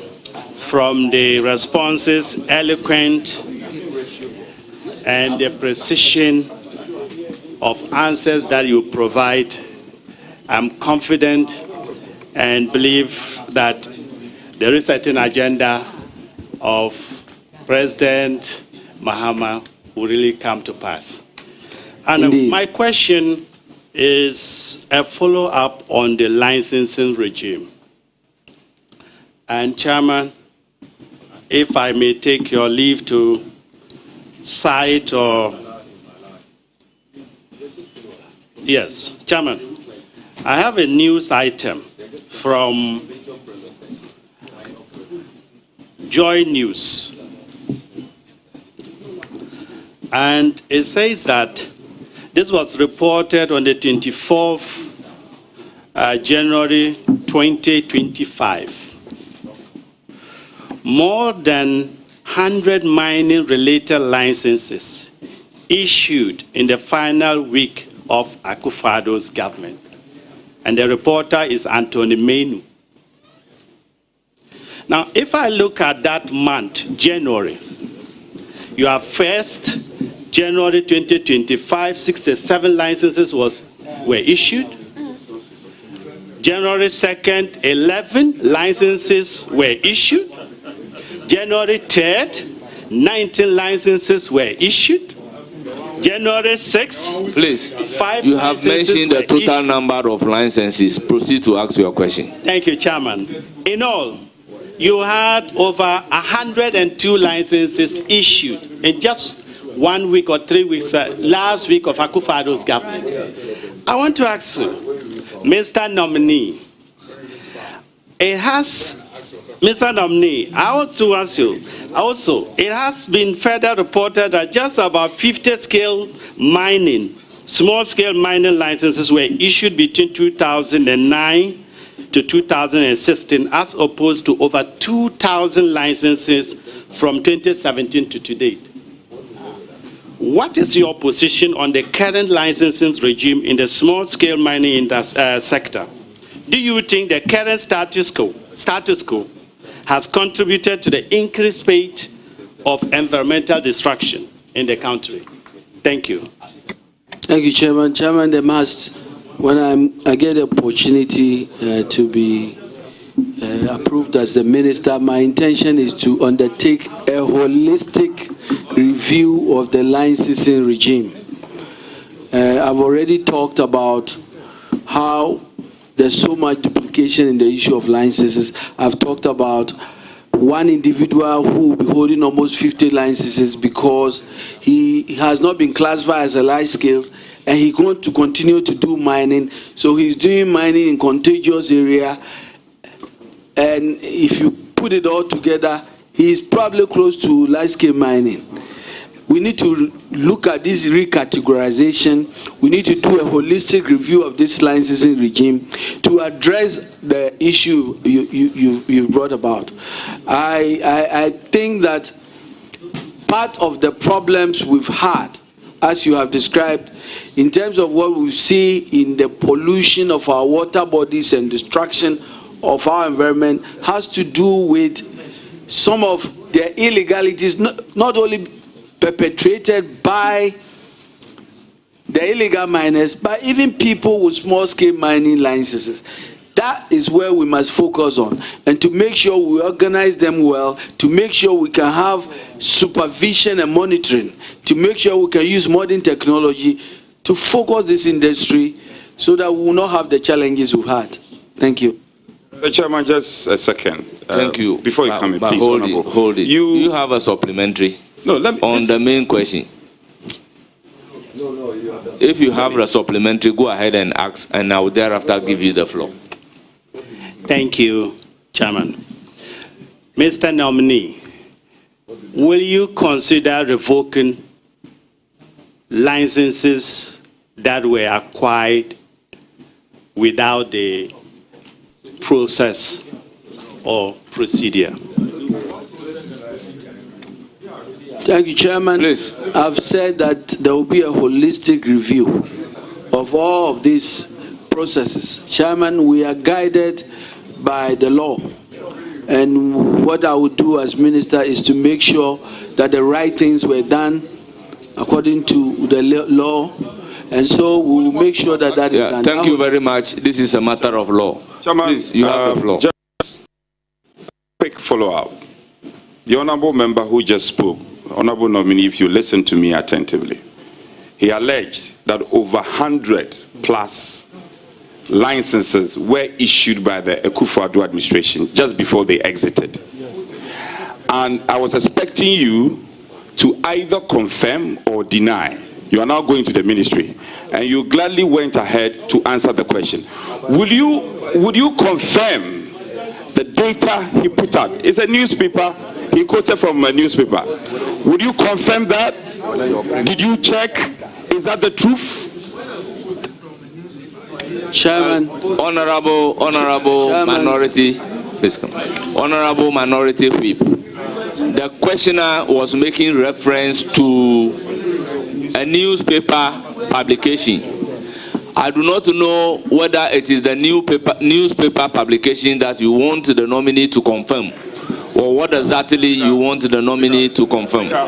Speaker, just to reframe my question, I know the mining leases, the Supreme Court ruling, mining leases come to Parliament for Parliament to either approve or otherwise. I don't remember any mining lease of such volume, such mining license of such volume coming to Parliament.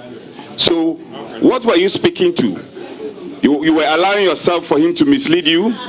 Is it the case that you were allowing yourself for the honorable member to mislead you? Is that the case? No, let him answer. No, let him answer. I'm out of order. And you have the power to, you have the power to rule me. Okay, I recognize Roxanne Dapamako. Let him answer. Let him answer. Chairman, thank you. Chairman, thank you very much. Chairman, let me plead with my counterpart, the minority chief whip, who is the acting ranking, to take it easy. I know that he's had a lot of follow-ups. Please, Uma, please. Honorable Uma, please. We want to have this done expeditiously but effectively. So if the Honorable Chief Whip has a follow-up, it shouldn't be argumentative and badgering the witness. He could ask a follow-up, and the nominee will provide answers that they require. Some data was referenced, and the Honorable nominee spoke to the data.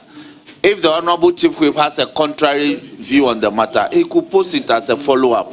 So this can be done in a more quieter manner. I plead with you. Chairman, yes, indeed. Well, you want to reframe? Yes. Okay. So, indeed, we want to do our work, but this is a House of Records, and you know, you have often made that statement, House of Records. The honorable member referenced some data, and I'm saying, for the number of months we were in Parliament before the 8th Parliament was dissolved, I do not remember such volume of mining licenses coming to Parliament for approval. Would you confirm this or not? But honorable ranking member, the nominee never said so. It was a question that was posed to the nominee. Yeah. I do not know whether your question is to the question being posed to the nominee. I think a follow-up must emanate from the answers given by the nominee, with all due respect. Chairman, with all respect, it is also important. We also have inherent responsibility to guide you where we are being misled. In effect, I'm saying the question was wrong because of the data he referenced. And he was misleading the nominee.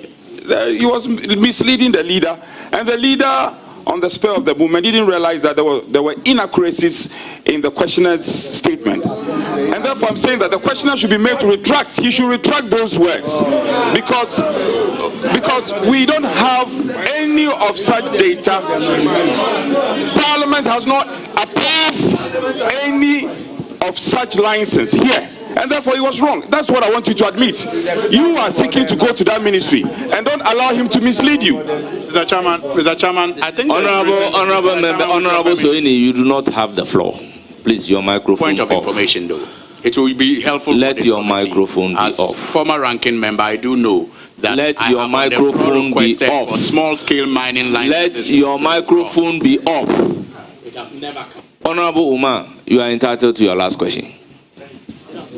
Thank you, Chairman. Mr. Nominee, thank you so much for educating Ghanaians on this. Anyway, I have one more question, and this is in reference to how the country will earn revenue, how we can increase our exports. Can we have some order listening to the question and the answer? In terms of aluminium. So my question is, what has prevented Ghana from developing the integrated aluminium industry to achieve the optimum impact? Aluminium. Chairman, this is a very important area that we must work hard to unearth. Successive governments have taken a lot of steps. What is really preventing this to happen is for us to get a strategic... Honorable members, let there be order so that we can listen to the answers. What has really prevented the takeoff is a strategic investor that will be prepared to really invest the huge billions of dollars that is required in this area. But it also requires us to really do a lot of preparatory works. As Minister, I am going to work with the agencies involved to make sure that we can position ourselves to attract such investments. Thank you, and I wish you well. Thank you very much. I will stand on Order 2177 to recognize the Deputy Whip. Honorable Habib. Thank you, Chairman, and congratulations, my former colleague in leadership. My question: eighth Parliament, just the tail or the end of the eighth Parliament before dissolution and dissolution of the eighth Parliament. Are you aware, or your briefing from the ministry before appearing before this committee, are you aware, or have you been briefed, whether there was some mining licenses over 100 that was approved? Chairman, I read a news report. I've also not seen any rebuttal from the Minerals Commission on this matter. Chairman, I think my question is not answered by the nominee. I am saying that, Chairman, I clarify my question. Chairman, I clarify. Honorable Habib. Chairman, Honorable Habib. My question was very specific. Habib. Yes. Honorable Habib. You see, I have always indicated that it is not the answer that you expect from the nominee that the nominee will give you. So whatever question you ask, you must take his answer. And the answer is that he has only read in the newspapers and there was no rebuttal from the Mineral Commission. So Chairman, Chairman, I appreciate your guidance, but I made reference to I was saying that as a deputy minority leader and a nominee for the position responsible for lands and natural resources, whether you have been briefed or when you were a deputy leader, minority leader, you have seen any approval. I'm not talking about newspapers. In respect of these two, have you been briefed? Bring former minister back to come and answer. No. Okay, thank you. Chairman, he has answered that no, and I'm satisfied with his answer. Now my next question, and I want you to be to carefully listen to me, and know that you are under oath. Know that you are under oath.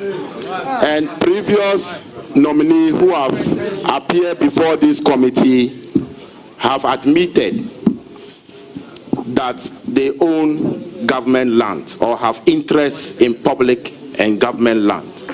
My question to you is, do you, Emmanuel Armah Buah, have any interest in state land, either Accra, Elenbele, Pusiga, or anywhere? No, please.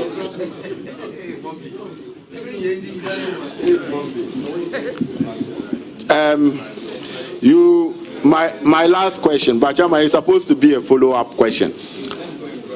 Your CV, residential address. Look, a follow-up question on his interest in government land? Yes. Very well. And your residential address in Ajingano. Are you aware that part of the Ajingano lands are state, and including where you are staying, is government and public land? Chairman, you just told me. I didn't know that. That's all. Chairman, my last question. Apart from the residential address that you have provided, do you have any other residential address aside this residential address? Remember, you are still under oath. Yes, I'm under oath. I have a property in Botiano.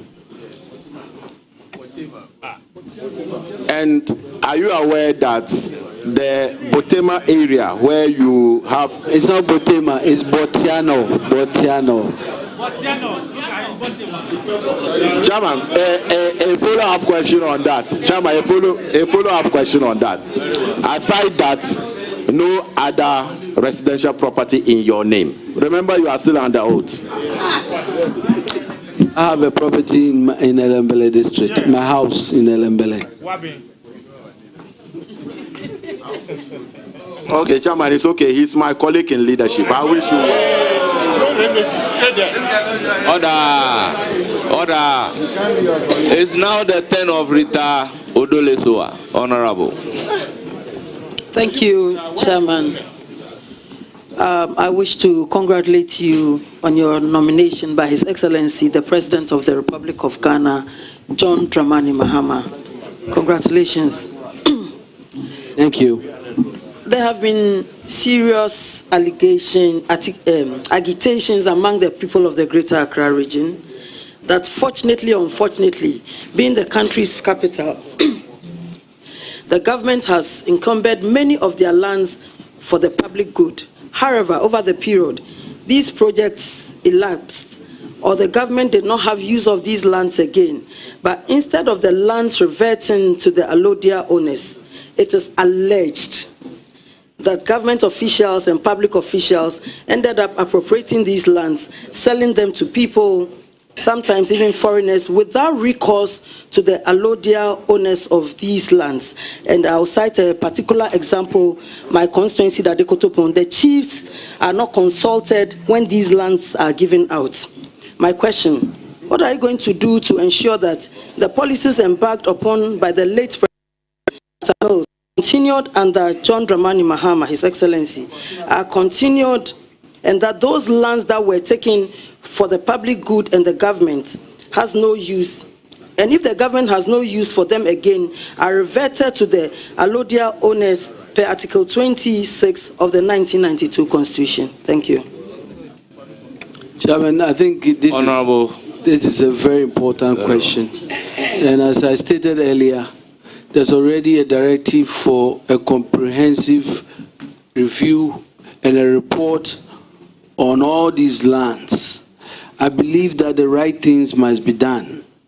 And if indeed the right processes are done, as minister, I will make sure that once this report, I'll provide the right advice to make sure that the people of Accra in all the areas get a right treatment that they deserve when it comes to the issues of land. Thank you very much, but let me use the opportunity to explain to the whole world that all these issues have been dealt with in the case of Okujato versus Jacob Ejipilamte. Thank you very much. You can proceed with your other question. Thank you, Chairman. Honorable nominee, the people of Dadekotopon will really appreciate if these issues are taken seriously, because under the Akufo-Addo Bawumia government, some lands were released to the good people of Dadekotopon, but as we speak, those lands were never given back to the people. And so I would be grateful, the people of Dadekotopon will be grateful if these issues will be looked into, and whatever lands the Akufo-Addo Bawumia government said they have released to the good people of Dadekotopon be given to them. Thank you. Chairman, my other question, it's about the Peshi Lagoon in Dadekotopon. It has been encroached upon seriously as we speak. Before I was coming here, somebody called me that there were demolitions that were carried out along the banks of the Peshi Lagoon. People are going back there. I recall when I was Municipal Chief Executive, I worked with His Excellency John Dramani Mahama, with the Environmental Protection Agency and other agencies. And there were even signboards that were erected along the Peshi Lagoon so that the lands around the banks, the river banks will not be encroached upon. But as we speak now, people have encroached upon those lands. And even entering into the sea, you realize that we have the polo courts that they have constructed there. And this, I believe, brings a lot of flooding when it rains to the areas around that place. What will you do to ensure that these encroachments are stopped? Thank you. Thank you very much. Chairman, the Land Act 1036 has really laid out what must be done in all these instances. As Minister, I will work with the Lands Commission and the experts there to make sure that the letter and spirit of those who are breaking the laws are brought to book. Thank you very much. Any further question? Thank you, Mr. Chairman. I wish to congratulate you and wish you all the best. And I believe in your office as Minister of Lands and Natural Resources, you are going to work with the chiefs and people of Ghana to ensure that justice will be done for everybody. Thank you and congratulations. Thank you, Chair. Honorable Kofi Obreye, Buah, you have the floor. Thank you, Right Honorable Chair. Congrats, Honorable nominee. Thank you. I've known you for about 20 years, and I know your competency is not in doubt. Thank you, I'll, however, have some few questions for you. The NDC government, led by His Excellency John Kwame Dramani Mahama, almost reduced the 2024 election to a referendum on how the MPP manage the state lands, our water bodies and natural resources as a whole, giving it names such as state capture. As a sector minister, will you allow individuals, institutions, and private organizations to acquire state lands other than state and its agencies? Thank you. Is the president? Chairman, I have already stated that we must jealously protect state and public lands and make sure that if it is important at all in the interest of the state to sell any state land, we do so such a way that the people of Ghana will not be shortchanged. And as minister, I will make sure that happens. And that's what I will do. So if I got your answer right, you allow individuals to acquire properties. Is that correct? Chairman, I will be guided by the laws of this country. As I've said, as we speak today, there's a clear directive for the halt processing of any public or state land pending the review and the report. I'm sure when I get a chance as a minister, I'll review this and I'll be guided by that, making sure we understand that it is in the interest of the people of Ghana for us as people who have been privileged to serve them to jealously protect their lands. Thank you. Follow up. You don't have a right to ask a follow-up question on a follow-up unless you want me to take the follow-up question as a substantive question, by which you'll be entitled to do a follow-up. Yes. Other than that, should I take it to be your second question? Yes. Then you are entitled to a follow-up. Speaker. Yeah.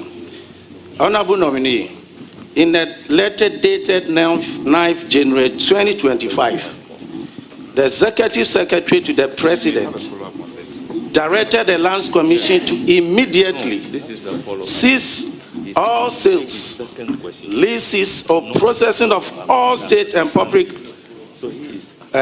land transactions. Meanwhile, all these pending land transactions have been sanctioned and approved by the Lands Commission. And those Ghanaians have acquired legal interest to say, Honorable nominee, will you agree with me that this letter violates the legal rights and interests of Ghanaians? If you agree with me, don't you think this letter will result in unnecessary court actions against the Lands Commission and also the government? Chairman, I do not agree. I believe that the Constitution is very clear. It vests the power of state lands in the President, who is supposed to hold it in trust of the people of Ghana. What the President is doing is to make sure that that responsibility is being exercised. And I believe that it will not be done, as our former majority leader would say, capriciously with ill intentions. It will be done in the right way and make sure that the right things are done. And those who are found foul of the law will be prosecuted and the right penalties be applied. Thank you. Thank you, Honorable Dominic. Your last question, please. Please, your last question.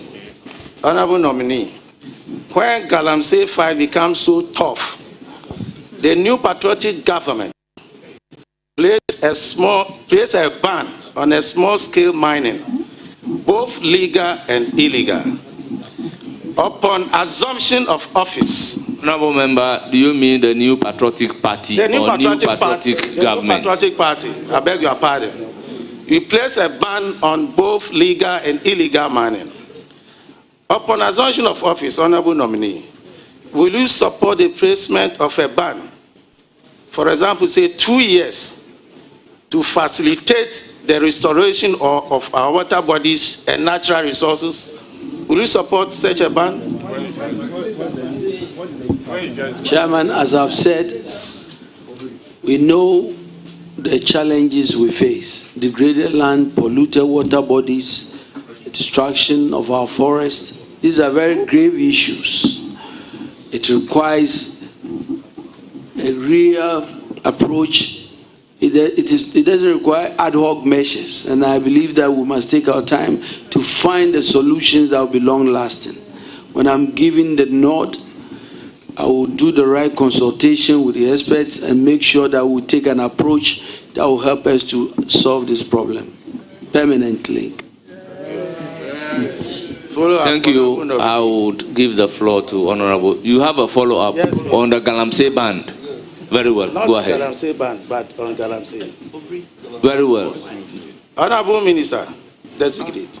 In your view, what are the fundamental reasons that drive Ghanaians, especially the youth, to involve themselves in illegal mining, which cause massive destruction to our environment, especially our water bodies.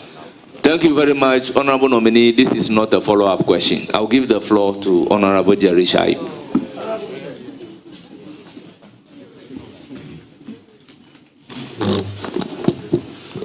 Honorable Kofi Buah, congratulations. Thank you. Very well. As Minister Designate for Lands, please have you vetted your mind respectfully to the processes by which one has to go through to acquire or to be granted a government lease? Do you know the steps? Chairman, I not necessarily the steps, but I can tell you my own personal story of I just gave you my address, my processes to get my land title at the Lands Commission is probably in the 3rd year, and that is enough to tell me that there's a lot of work to be done there to make sure that we simplify those processes and allow Ghanaians to have utmost customer service on time when they want to access any of the services at the Lands Commission.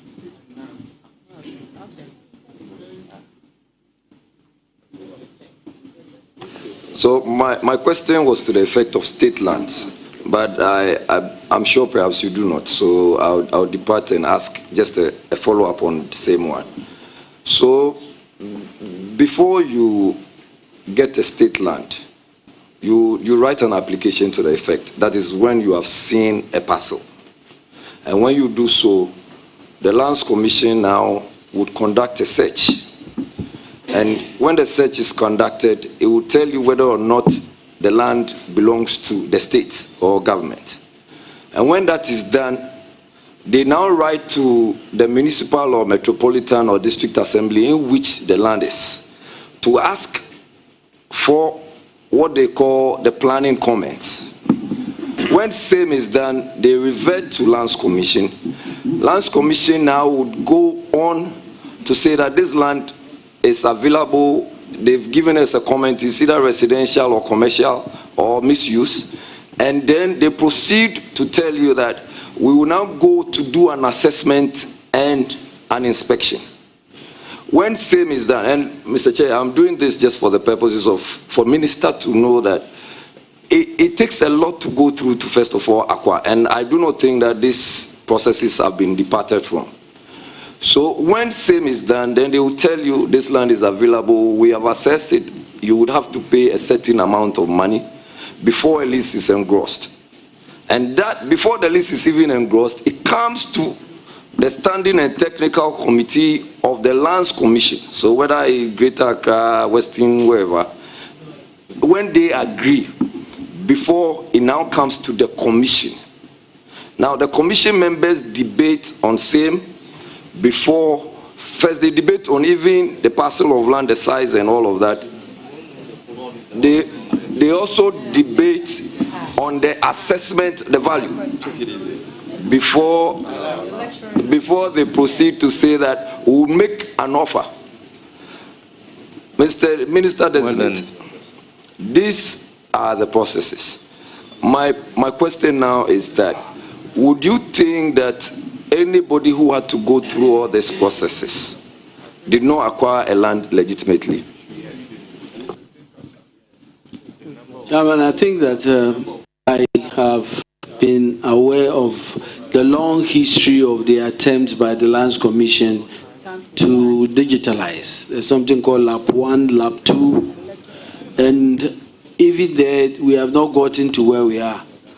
I believe that we need to move faster in trying to address these processes and make it easy. For example, I've been told that the digital-based map of Ghana, when it's in place, will cut all these processes and make it easy. And so I believe that the Lands Commission's bureaucratic processes, quite frankly, does not really help in allowing people to, apply for these services there. But I think I'm missing the last point. What are you trying to get at? You are trying to get, I missed the last, what you are trying to get at. So I believe that the Lands Commission's processes must be simplified. We must help them with the technology. They've told me about digital-based map of the country. That is in place. Honorable Minister, so the just rule, Honorable Jerry Shaib, the rule that we have set is that allow the nominee to complete his answer. Then you can proceed. Even you can hold it after the answer is done. Then you can also come. So I believe that if that is in place, for example, you can sit in the comfort of the office in Accra and assess the lands in, say, Axim or Takoradi and make the decisions without all these long processes that you have described. And I believe that we have to support the Land Commission to continue this digitalization process.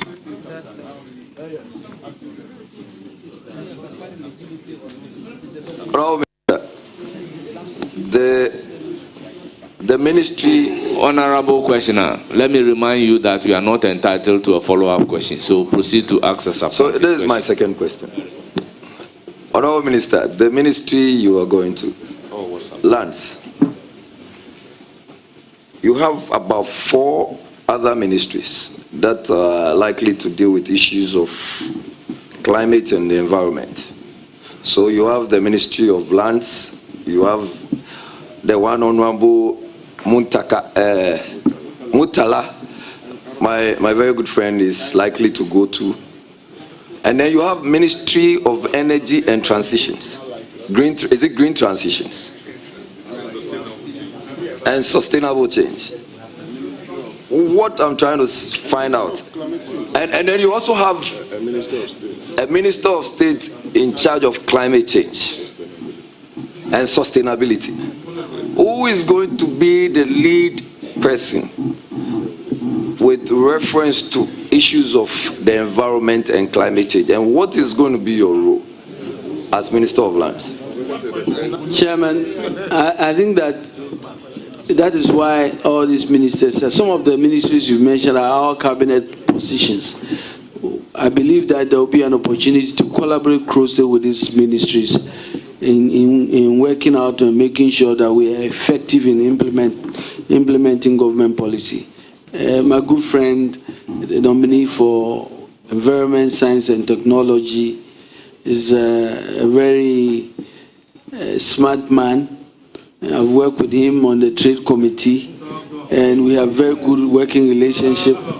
And I believe that I'll do the same with my other colleagues in energy, who, quite frankly, was my deputy in energy, and is more than my brother. We work together. I think we'll have a chance to collaborate even more better. So, Mr. Chair, is a follow-up. So, under this ministry, are we looking at issues of galamsey, environmental pollution, and who is going to be given the powers to deal with them directly?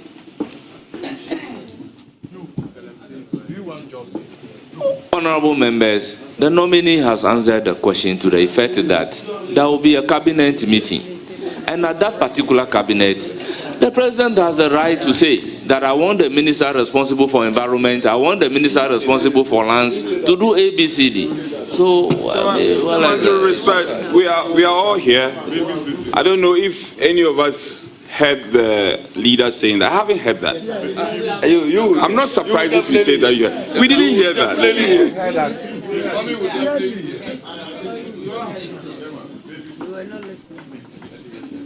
Chairman, my third question. On the honorable nominee, on the 11th September 2024, His Excellency the President, President John Dramani Mahama, at Impoho constituency, in the Impoho constituency, specifically at Edum Manso. Edum Banso. Thank you very much for the question. Edum Banso said this, and I quote, I will grant all galamseyers imprisoned under Akufo-Addo amnesty. And this is captured on the Ghana website, please.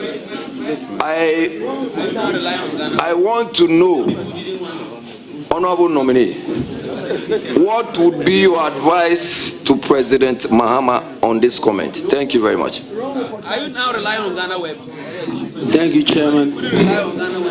Illegal mining activities is devastating our environment, destroying our water bodies. The stories about diseases, deformities of children being born are very serious matters that I've described.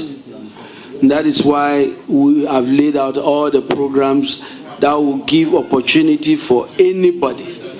And Chairman, let me put it bluntly, and I've said and I want to say it again.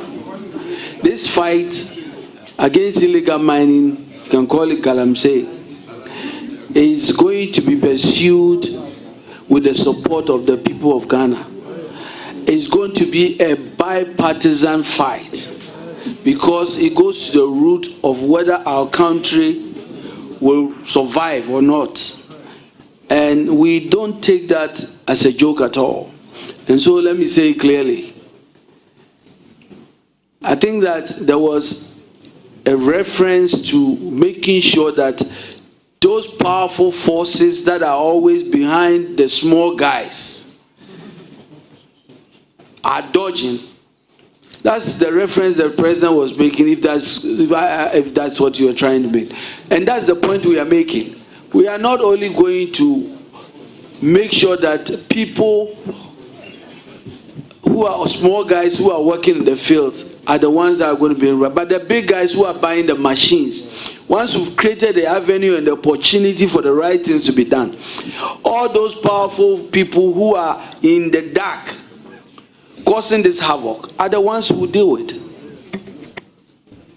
it. Chair, there's a final follow-up. This is actually my follow-up. So, no, that was the substantive question. Mommy, that was the substantive question.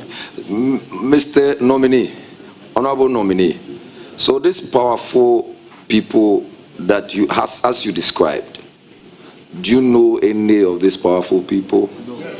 And if you do, and if you do, what would be your advice with reference to dealing with such powerful people?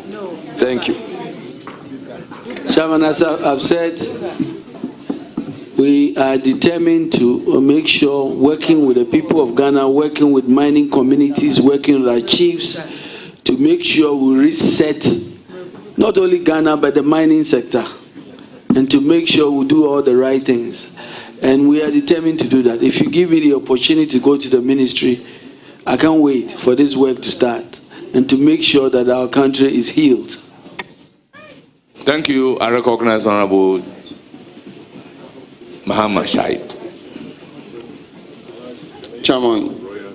Chairman, thank you very much. Leader, congratulations. Thank you. A very well-deserved nomination. Leader, I want us to go to land ownership and security of title. Before 2008, the land administration generally was quite fragmented. You had a survey department and many others. Thankfully, in 2008, a unified law was done to put all these fragments together, hoping that it will reduce so many issues that the lands administration was plagued with. And which ones are they? The turnaround time of processing documents, customer feedback.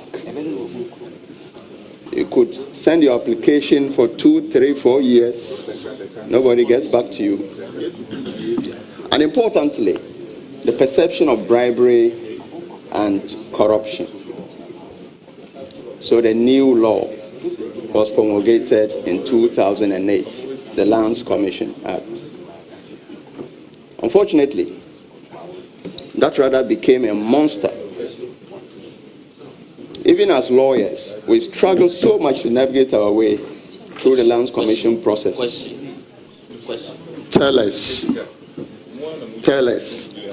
if you get a nod, what you would do to improve these three key issues that the Lands Commission is plagued with. Thank you. Thank you, Chairman. I think that I've already described the processes that is already ongoing at the Lands Commission. I've talked about a long history of the Land Administration Project 1 and 2.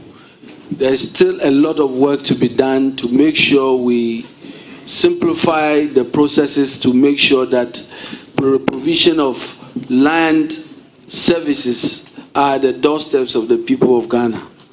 And as Minister, that is what I intend to do. I also intend to make sure that the Land Act 1036, which really has a lot of provisions to make some of the challenges you've described easy, is implemented. And so we will do an aggressive work to identify areas and work with the Lands Commission there. I've met some of the people there, very fine people, who are determined to try to make sure that they provide good services to the people of Ghana. What I would do is to provide the leadership required to make sure that happens. Any further question? Yes, Chairman, just one more. And that has to do with a very critical, I know you have touched on it briefly, regarding our forest reserve and the pieces of legislation that have been issued in this regard. Indeed, in 2019, Cabinet directed the Lands and Natural Resources to suspend the issuance of new licenses and permits and by the Forestry Commission. And so, but practically on the ground, there are still issues. Okay, should you get a nod, what would you do to prevent mining in the forest? Thank you. Chairman, this is something that we must collectively agree that it won't happen again. The first thing I'll do when I'm giving the nod, and the President has already indicated publicly, is that I'll come to this House to make sure we repeal LI 2462 to make sure that there will be no new mining in forest reserve. That will be the starting point. Once we do that, then we heal the process and make sure that biodiversity and ecological life is returned to our forests, and our degraded lands will be restored with the initiatives of Tree for Life and Restore Ghana to make sure that our forests are restored again. Thank you very much. You want to ask the last question? Chairman, thank you so much. My very last one has to do with the timber industry. Indeed, for many years now, it's just failing. Replacement has been quite minimal. Please tell us your plan, how you need to do to revamp the timber industry. Chairman, the timber industry revamping is a very critical piece of the puzzle. It begins with us making sure that we start, as I said, renewing our forests and planting and making sure that we begin this exercise that I've described, tree initiative, planting of these new trees. There are species that are completely missing in our export business, and we need to go back to it. Odum, pig, and other species.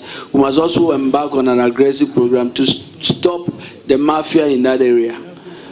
And this is something I will do. The other aspect has to do with creating an environment where the timber industry is revived, providing all the support that is needed for the new timber industry to be revived. And as Minister, we will look at all those options to try to see where the support can be so that that industry is revived. Thank you. I will recognize Roxanne Nelson, Echeda Pamako, Honorable. Chairman, thank you very much. My leader,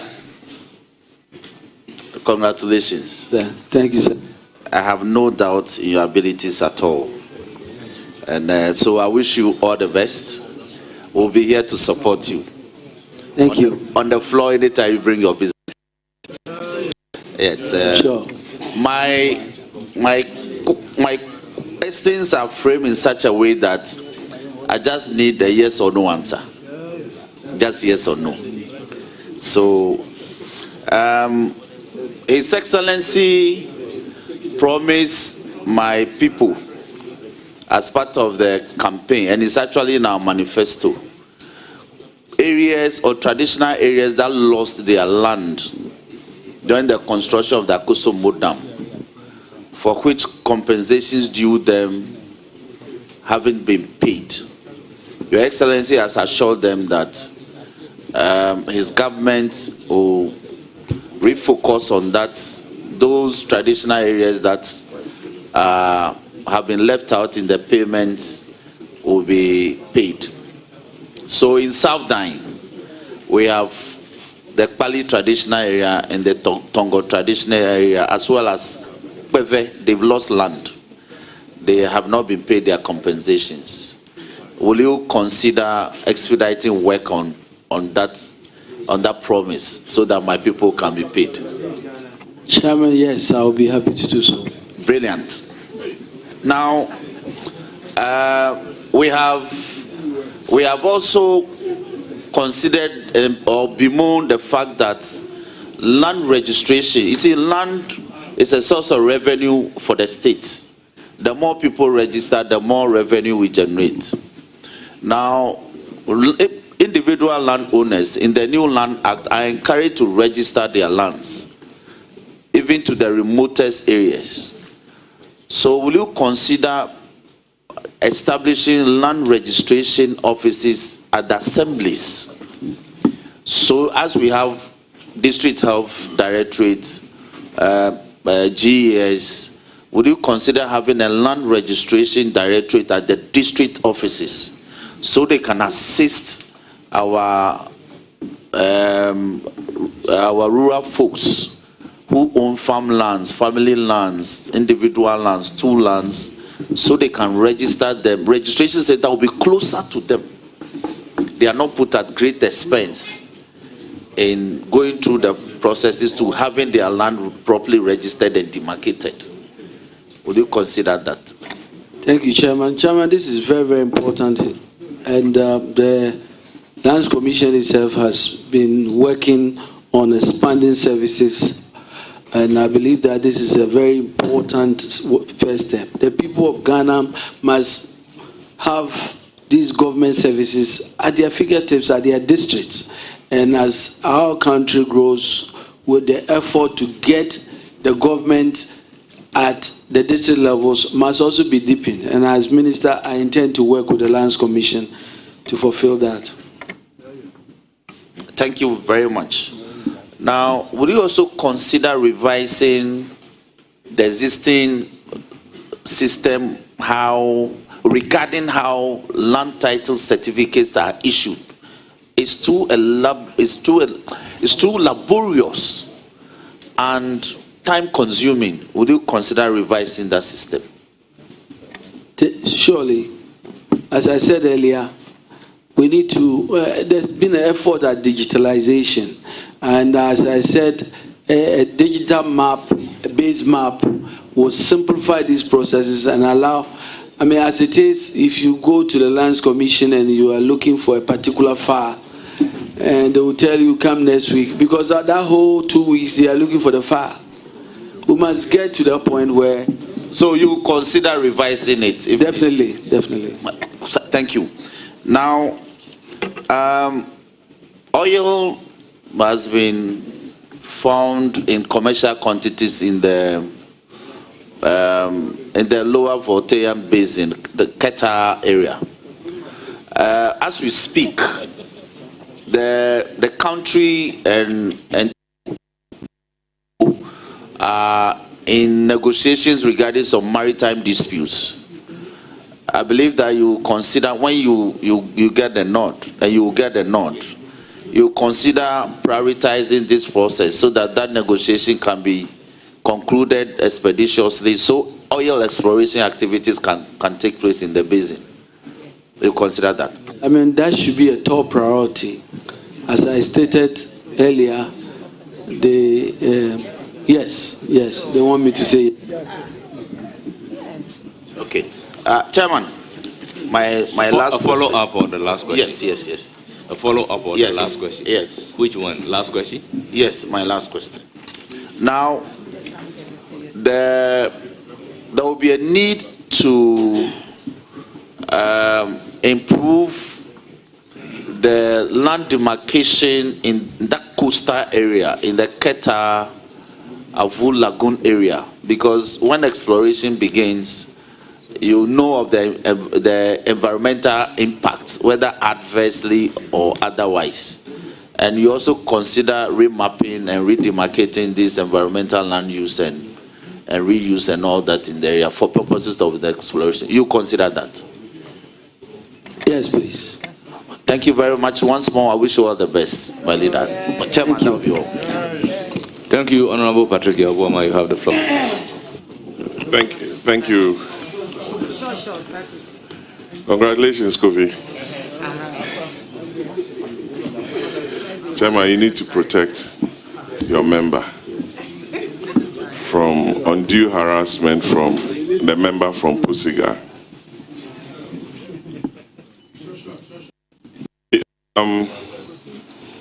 You are promising the people of this country that you are going to abolish VAT on mining, and also proceeds from mining, let me put it that way, and also offset and use part of the 5% royalties for infrastructure development. That's a very popular position of Honorable Collins Dowda. I know the chiefs have sent him here to ask that question, so I've taken that from him. How are you going to do this? It requires a lot of amendments from you and the government, and it's going to be a drain on our revenue base. What steps are you going to take to ensure that this is done? Thank you. Chairman, obviously these are matters that lies with the Ministry of Finance, working closely with them. And when I get a note, these are manifesto proposals that must be fleshed out. I'll engage the Ministry of Finance and we'll see the way forward.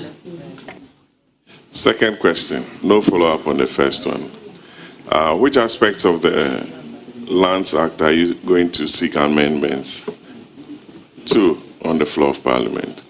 I realize you've spoken at length on the Lands Act of 2020, and you seem to have some challenges with some aspects of the Lands Act.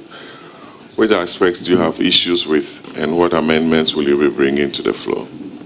I think the only thing I've said is that LI 2462 that deals with mining in forest reserve must be repealed, and that's what I intend to do. I am sure that when I get to the ministry, we will have a comprehensive review of the Lands Act. I'm not able to tell you as specific areas that must be focused on at this point. Last question, Chairman. I'm being brief.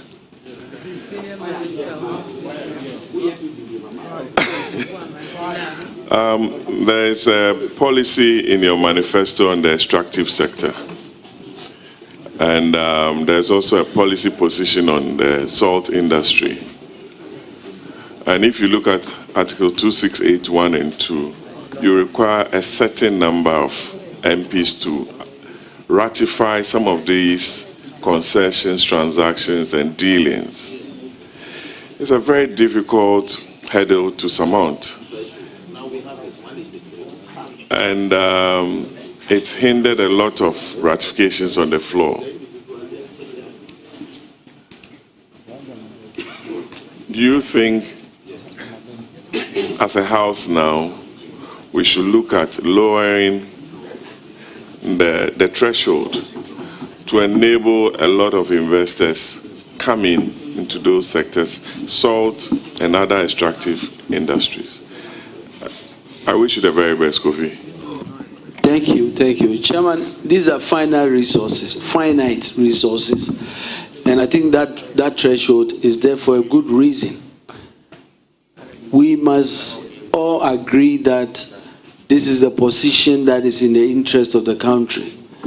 If we are agreeing to allow resources that are finite to be given to any foreign investor, the two-stage threshold is important. I do not see that we should do it. And I believe that it doesn't matter where you are.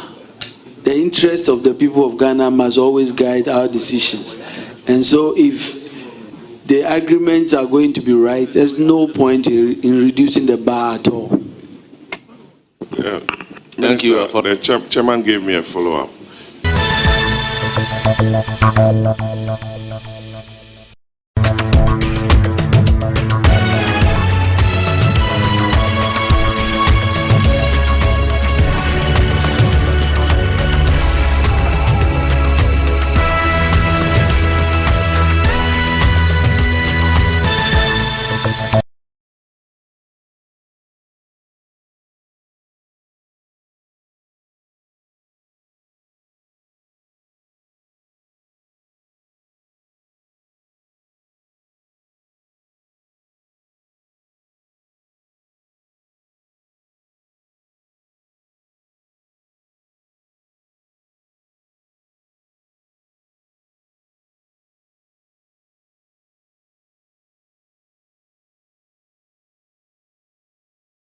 Kofi, with your permission, Mr. Chairman, if I can call my friend Kofi. Congratulations. Thank you, Chairman. I have no doubt in my mind that you've been a tried and tested leader in this House, been a tried and tested minister in the days of your time at the Energy Ministry. So I know you do well, and it's a very good appointment. I just have a couple of questions for you. The ministry you are going to is quite a challenging ministry. There is a lot going on in this country with that ministry. What will be of course, you'll be inundated with a lot of issues. But when you arrive there, what will be your top 3 priorities when you are given the nod? Thank you. Thank you, Chairman.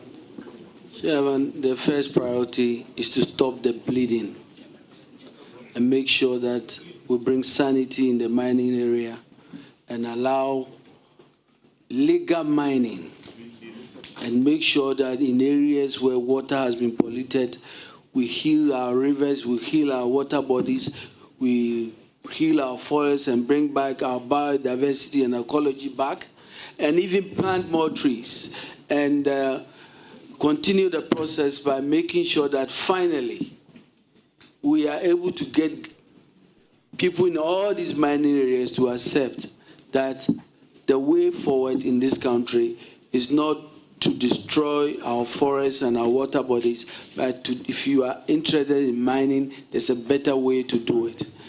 That is clearly a priority. My second priority will be that in the lands ministry, we have done things to allow the people of Ghana to access services in a very efficient manner. Thank you very much. Mr. Chairman, I'm satisfied with the answer, so there will not be a follow-up on this particular question. But my next question, this, I think, will be an opinion, because I'm not aware of any such policy. But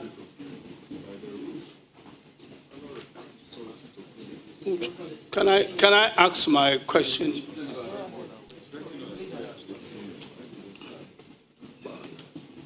I have seen it. Just in your own opinion, or if you've spotted anything anywhere, but what would you, Ghana is a country, Ghana is a country that has abundance in terms of natural resources. We've been producing gold for hundreds of years, diamonds and all that. But yet we are not getting enough, we don't seem to be getting enough export revenue, enough royalties, enough carried interest.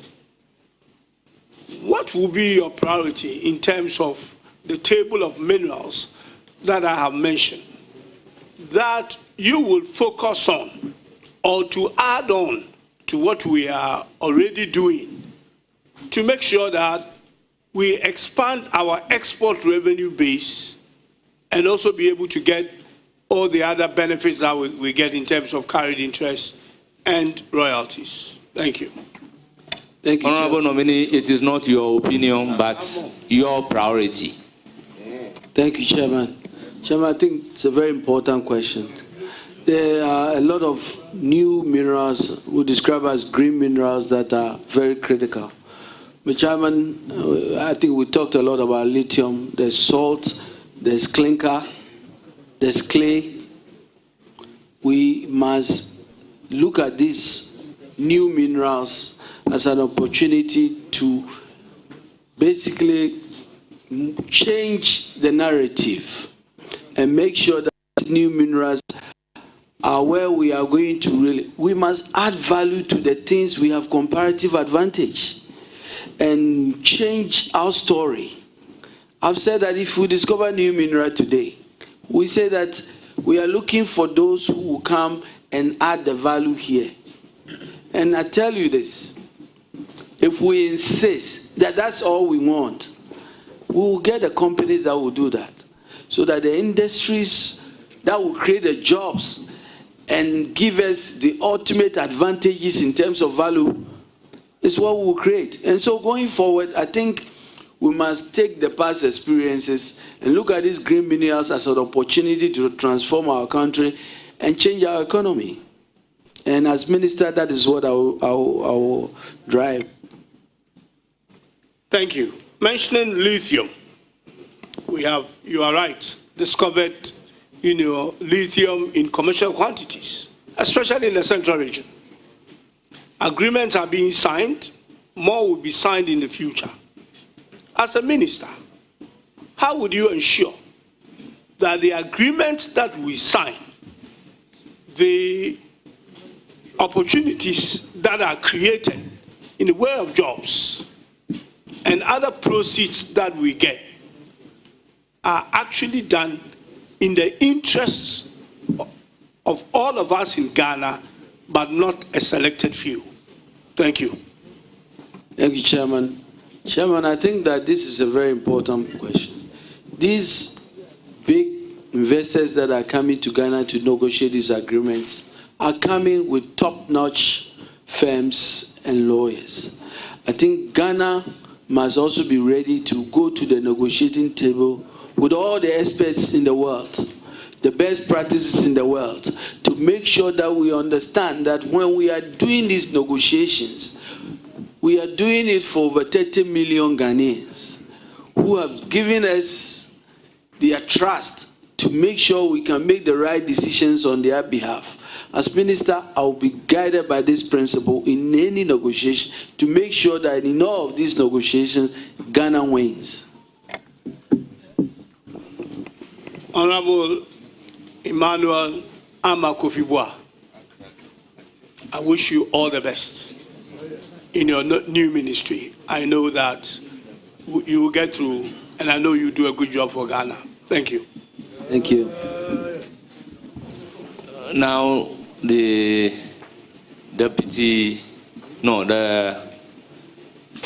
chief whip who is acting as the ranking member. And honorable members, by practice, the ranking members are not limited to the number of questions they are supposed to ask. So I'll go by the practice and convention and what the committee has agreed upon. Please, you have the floor. Thank you, Chair. Chairman, let me start off by joining colleagues to commend our former deputy leader. We've had a very good working relationship. And just a number of questions. Honorable nominee, I've heard you speak eloquently about the newfound minerals. And I hear you, your passion. What are the hindsight lessons flowing from what we are used to? Hindsight lessons you are bringing on board for maximum benefit to country and people, and departing from the challenges associated with the traditional minerals. Thank you, Chairman. I think we've made some progress in the extractive industry in terms of where we've come from. And I'm very proud as former energy minister that when oil companies dragged their feet on how quick we can move in terms of flaring of gas, and in this particular case, we remember His Excellency J.E. Mills, may so rest in peace, and President Mahama, who were steadfast that we must stop flaring and make sure that we monetize our gas. Today, it is truly a benefit for the people of Ghana. I think we must continue to make sure that as we go forward, we learn these lessons and ensure that the new minerals that are coming are minerals that will be near to the benefit of us, because we insist that the right things done, that we insist that value additions be done in country, that we insist. For example, we are talking about the mining industry. 30 years ago, I'm sure the technology required to do mining was not in place. So, for example, big companies will come here and they'll bring all the experts to come and undertake all the development, all the services. I'm talking about millions and billions of dollars. We must begin a process of indigenizing these services and building the capacity of Ghanaians to be in a position to also run big, large mining companies.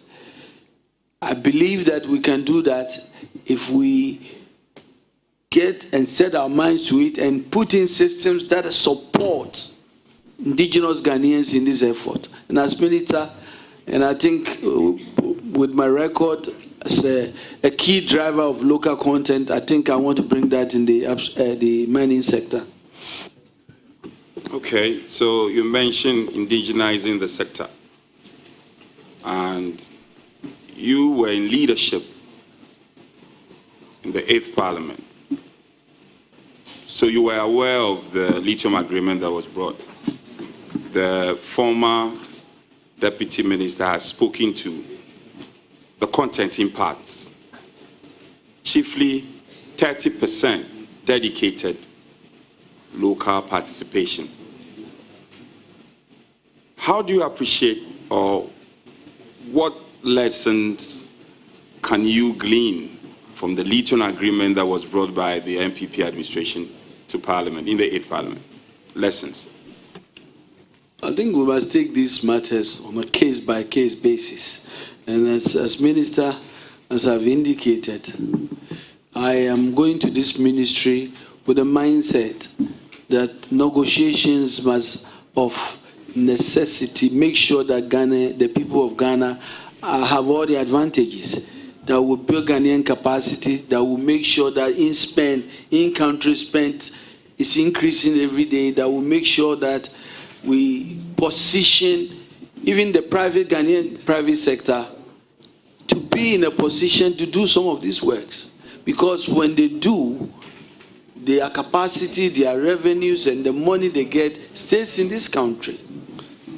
And I believe that that is what I will do as minister if I'm given the chance.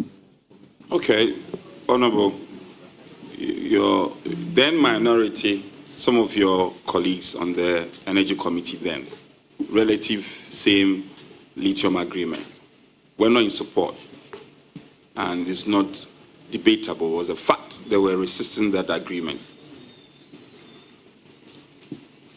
On hindsight benefit, and also being told the fact, as the Deputy Minister rightly reiterated those facts in terms of the content of the agreement, would you say that your approach to that agreement then was wrong? You were not patriotic? If you had thought about it again, it's an agreement that should have been allowed to be passed? Chairman, I think this must be put in perspective. They were not in support of what? The agreement had different factors to it, with different issues. People have specific, genuine concerns about different aspects of the agreement. And so I think that it is going to be so unfair to just simply say that we're against the agreement. They probably say, individuals and even people on the other side of the aisle were not comfortable with certain provisions here and there. And as members of parliament, I think we must respect that. Well, I do not remember any parts of the agreement that we then majority was not in support of. If you do, share with this committee and go further to elucidate on the part of the agreement that your side was against. I've said that the agreement went to the committee and never came back to the floor. And I think that it will be a little bit of a futile exercise to talk about an agreement that is still with the committee that never came to the floor for us to deal with it. And so I don't know where you're driving at, but that's my point. Honorable Leader, what I'm basically driving at is, I get your sense of patriotism, and you keep harping at it. We shouldn't be repeating mistakes of the past. And I know you agree with me to that end. So, our inability to pass that agreement must be as a result of some disagreement. Tell us, what were the issues with the agreement on your side, and why were you not supporting its passage? Man, I think what I can say, and if I want to agree with you, I think that when it comes to representing our people as members of parliament, and it comes to these agreements, we must always make sure that we take off our partisan hats and put on our patriotic hats. And that is what I would say, and I expect every member of parliament to do that. And I will drum that home everywhere I find myself, that when it comes to negotiating agreements for the people of Ghana, it has nothing to do with party politics. The question that we have to ask is that, will this inure to the benefit of the people of Ghana? And I'm sure once we answer, the answer is yes, we all go forward together. That should be the focus, that should be our posture as members of parliament who has been strong with the responsibility to stand up and protect the interests of the people of Ghana. Honorable Leader, then candidate Mahama, now His Excellency President Mahama, said he will free illegal miners who have been incarcerated. Now, I recognize that the granting of amnesty is the president's right. You are professing to be a champion, fighting galamsey, illegal mining. So you are going to be fighting illegal mining at one hand, arrest all the perpetrators, and the president will also be freeing them. You arrest them for abuse of the law, and the president will free them. How do you marry the two? I think that the commitment of President Mahama to make sure that we stop illegal mining is not in doubt. and I think it is stated, I don't want us to really misquote the president and say things out of context. I think when somebody is speaking about the big elephant in the room, who has been the real cause of the problem, and makes it and say something in the context, you can't put it in context. But the real issue, and this is what we have to talk about, because we are not going back to repair the damages that we all know has happened. I am very proud of the passion of the president and the plan that he has laid in place, the initiatives that he has espoused, the Blue Ghana initiative and the Restore Ghana initiative, the attempt at decentralizing the regulatory institutions, the cooperative mining, the recategorization of mining into small scale, medium scale, and the engagement of the local communities, including chiefs, to make them champions in this effort. I believe this cumulatively is what will get us to win the fight. President Mahama is committed to that. But what he's saying is that, listen, let's take the steps to make sure that we have done everything possible to clear all these bottlenecks and give the opportunity to the more than 3 million direct and indirect people who are engaged in illegal mining, and create a pathway for them to do the right thing. And that's what we are going to do. But we are going to make sure, and let me say it clear, those who are going to still insist that they are going to engage in illegal mining, mining in water bodies, mining in forest reserves, wanton destruction of our forests, they should be ready. Order. So please take part in the proceedings in silence. Honorable Leader,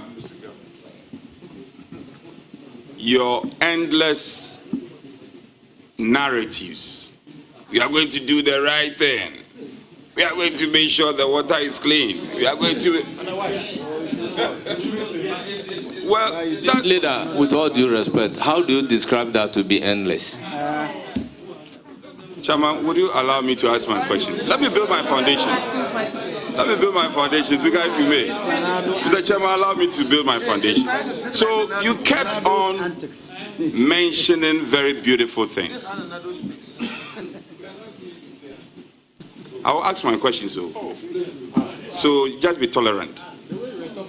So the question was, the president stood on political, unless you are telling me what the president said was for political convenience. He said he will free illegal miners, and he was quoted rightly.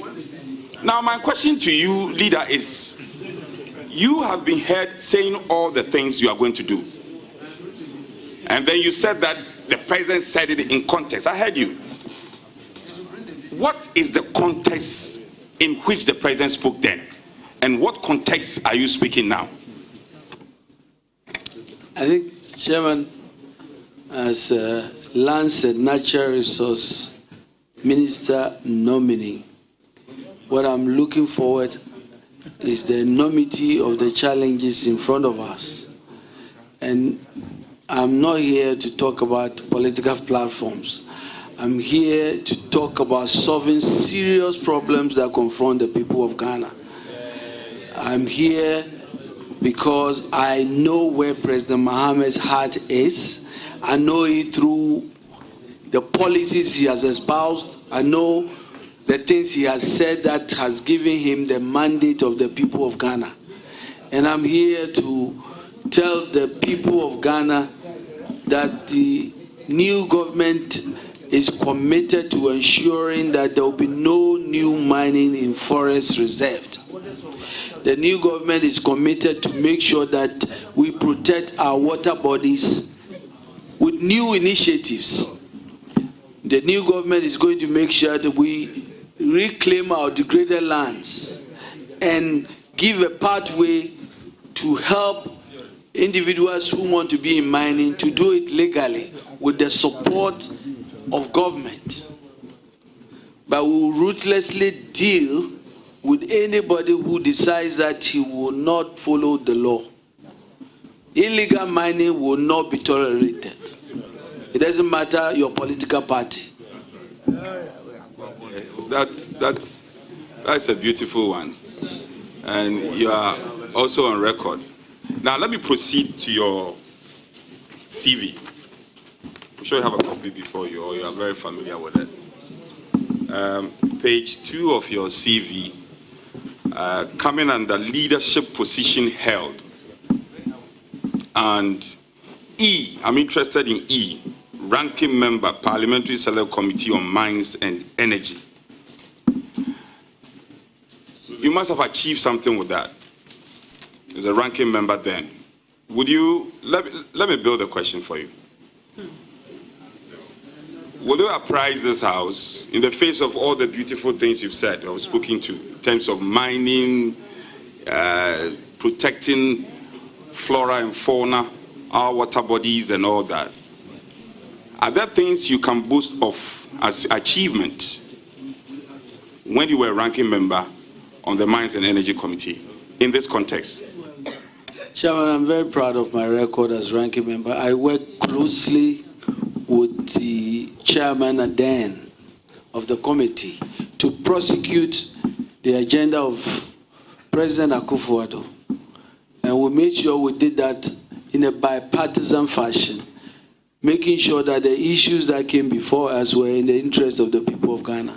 And that's what I will continue to do. It's not convincing, you know. It's not convincing. But, well, allow. Well, let me Honorable leader. Convinced. I should be convinced. Yes. All right. You should try hard. Leader, let's proceed downwards to H. After E, let's go down to H. Member, President of Ghana's Gas Task Force, 2010. Very interesting. Yes. Can you elucidate on it? Chairman, I was then a deputy minister. I was a very lucky person when one afternoon my minister invited me to President Mills and was told that I was a member of the Gas Task Force chaired by then our illustrious former finance minister, the late Professor Kwesi Botwe. And there were a team of about 5 or 6. And I learned a lot. And that was really the committee that laid the groundwork for what we now know as Ghana Gas and the gas infrastructure project and the pipelines that will go to Prestia and all of that. And so, yes, I was there from day one and it was such a privilege. Okay, on the same page of your manifesto as page 2, conferences and capacity building programs. Anyway, I'm told your wife is a beautiful chorister. Is that the case? Yes. Yes, so F. Let me ask you a question on F. Common Business Forum, keynote speaker, November 2009, Trinidad and Tobago. What did you go there to do? Chairman, it was a very early stages of the ministry. We had just started the government. We're learning best practices. And I think that I went there to talk about the gas industry we're trying to build and learning the lessons of Trinidad and Tobago. And so those are the things that we talked about. On same page, and Growth Week, keynote speaker, September 2010, London. Growth Week, what's that? Well, I think this is an annual event. I think it's an annual event on the downstream sector. Normally the MPA and others to talk about the downstream industry and product availability and all the regulatory things that will make the downstream petroleum industry work. Leader, come with me, if I'm not sure you have the Hansard parliamentary debate. I have Hansard Friday, 3rd January 2025. And the permission of the chair.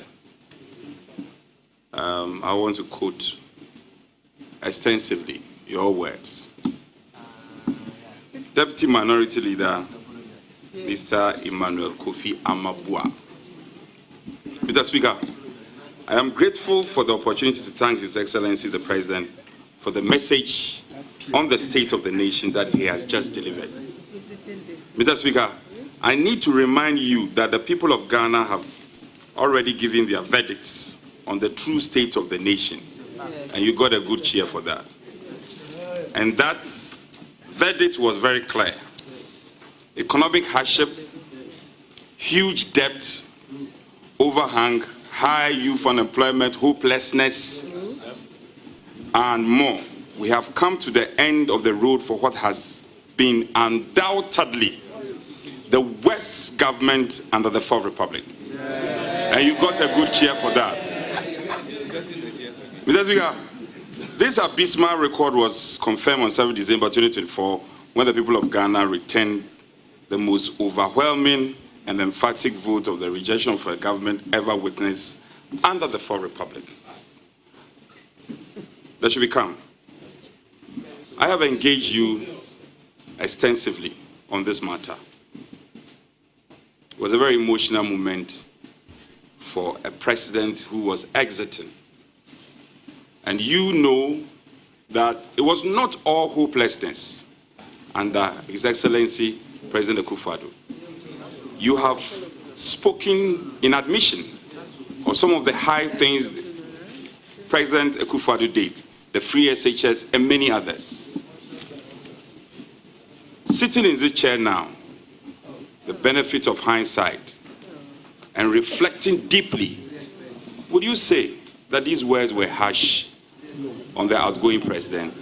And when you are given the opportunity, you will retract some of them in part and apologize unreservedly.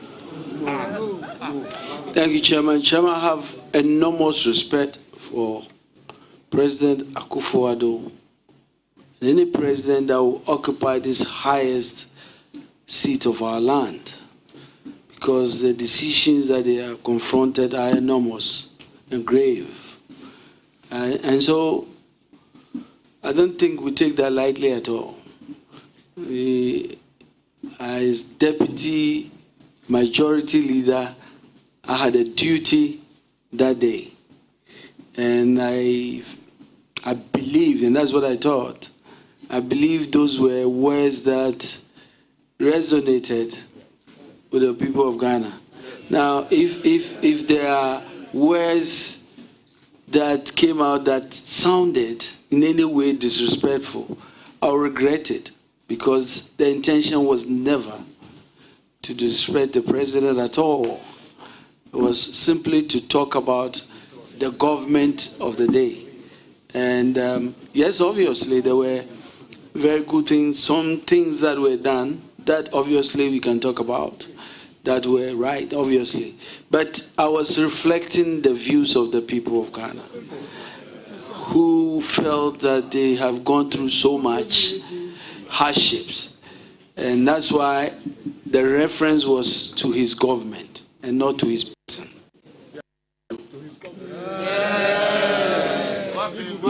Okay, so please order. Well, no problem.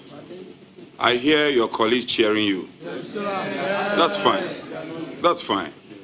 That's fine. But I'll give you the benefit of the doubt.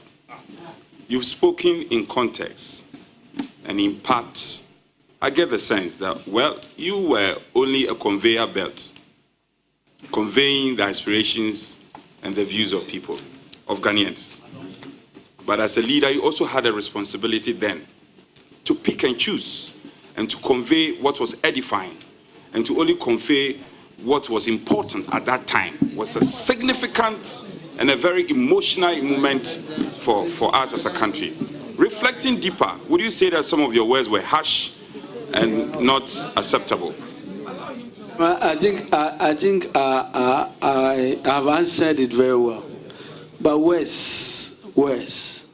Chairman, if there are words that can convey the exact things that I said, that in your view are better words than what I said, maybe you can give me. And then another opportunity I can use those words. Okay, so come with me. There was a gas, and you answered in part. The new Land Act educate us on what it seeks to do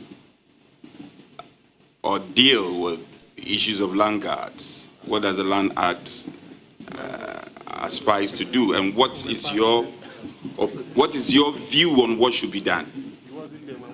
I think Section 20 of the Land Act clearly has dealt with the issue of land guards and made it clear that those acts are all illegal, and has spelled out guidelines for prosecuting those who engage in those acts. And those are very clear. And as Minister, if any of that happened, that's what we would just apply the law. Honorable Buah,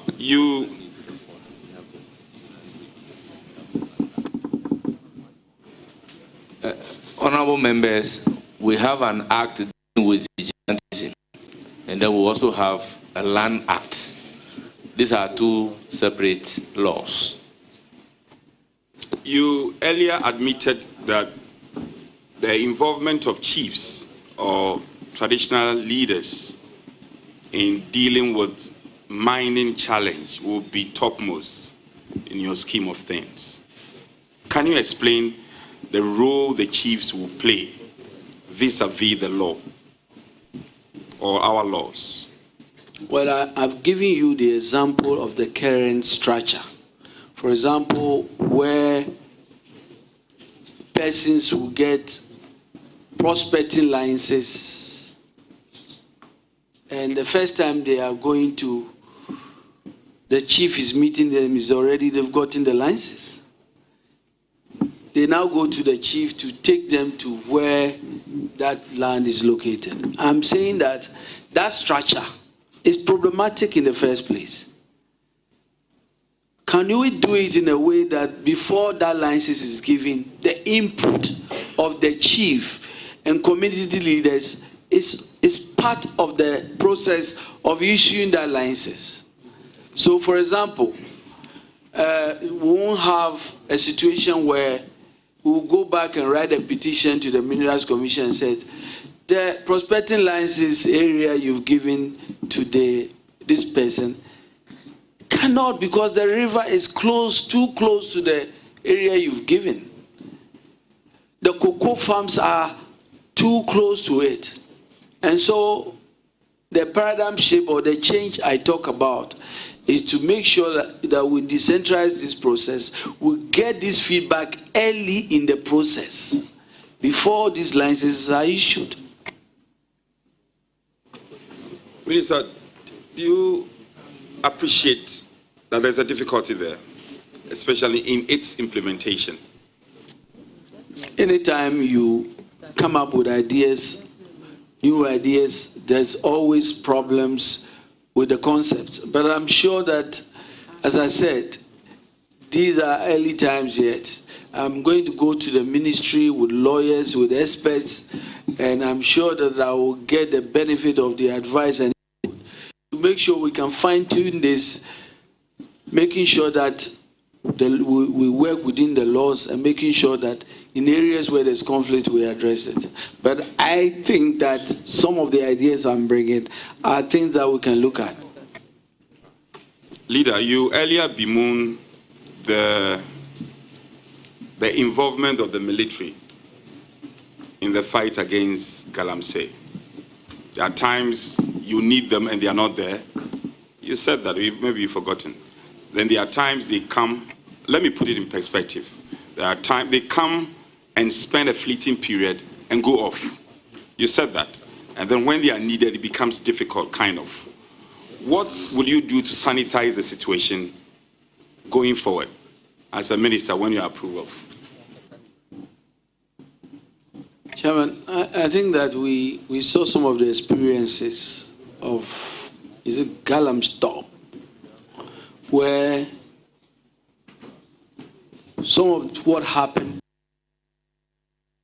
the structure that was put in place was really not well thought out, because they will go to the field that they are overwhelmed with the challenges they have.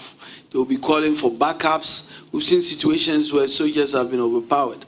I'm saying that going forward, we must really approach this in a view to making sure that it is long-lasting, that the solutions are enduring.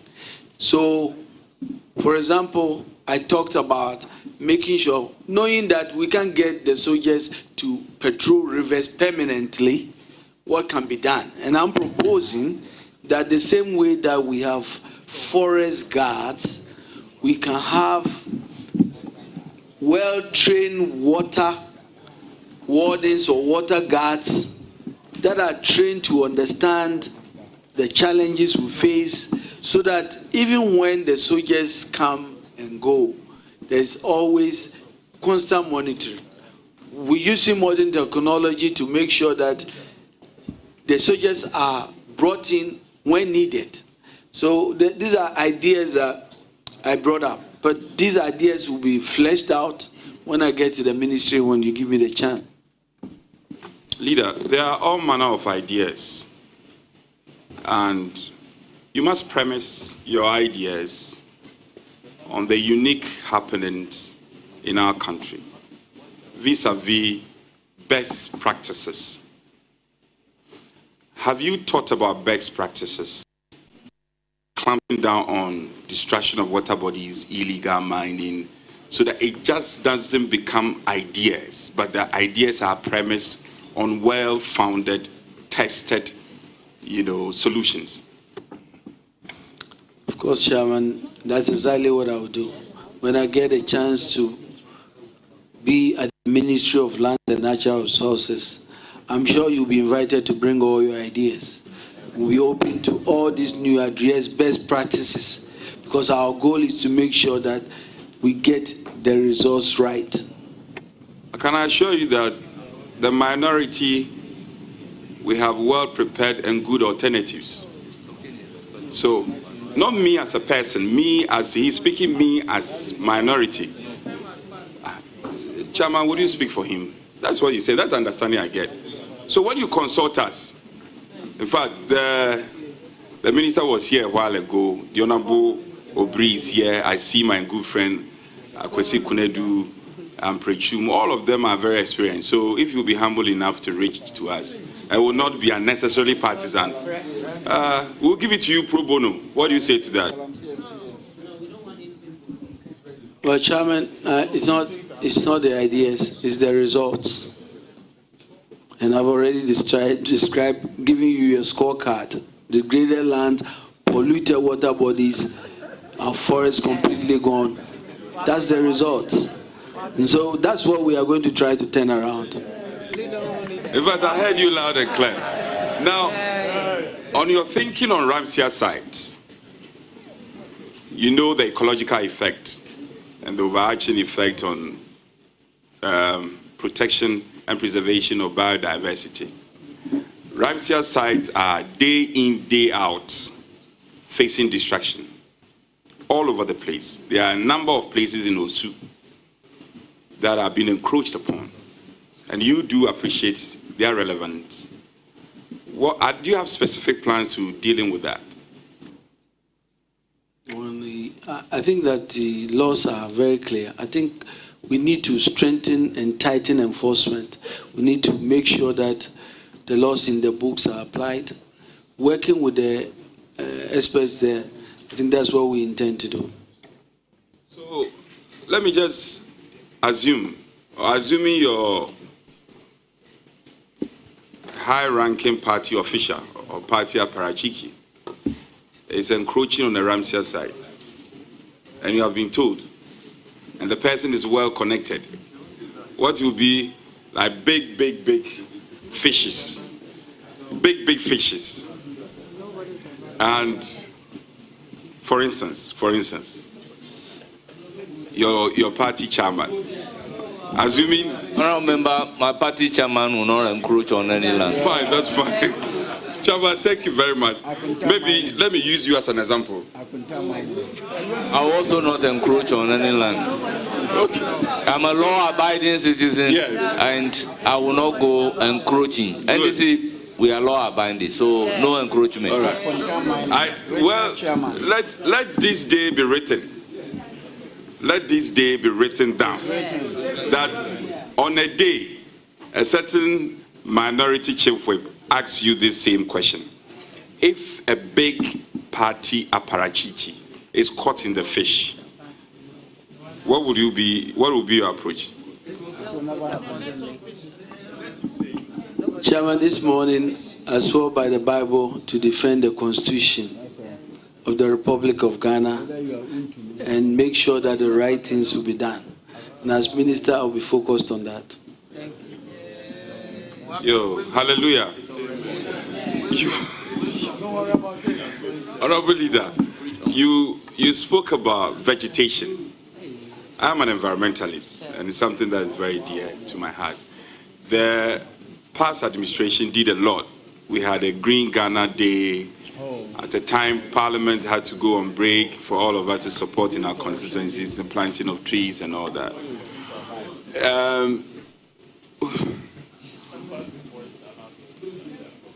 You know, the plantation of vegetation feeds into the REDD+ concept and the carbon trade. What will you do for us to enhance this opportunity and rake in all the dollars that we can have as a result of the good plantation and the concept of REDD+?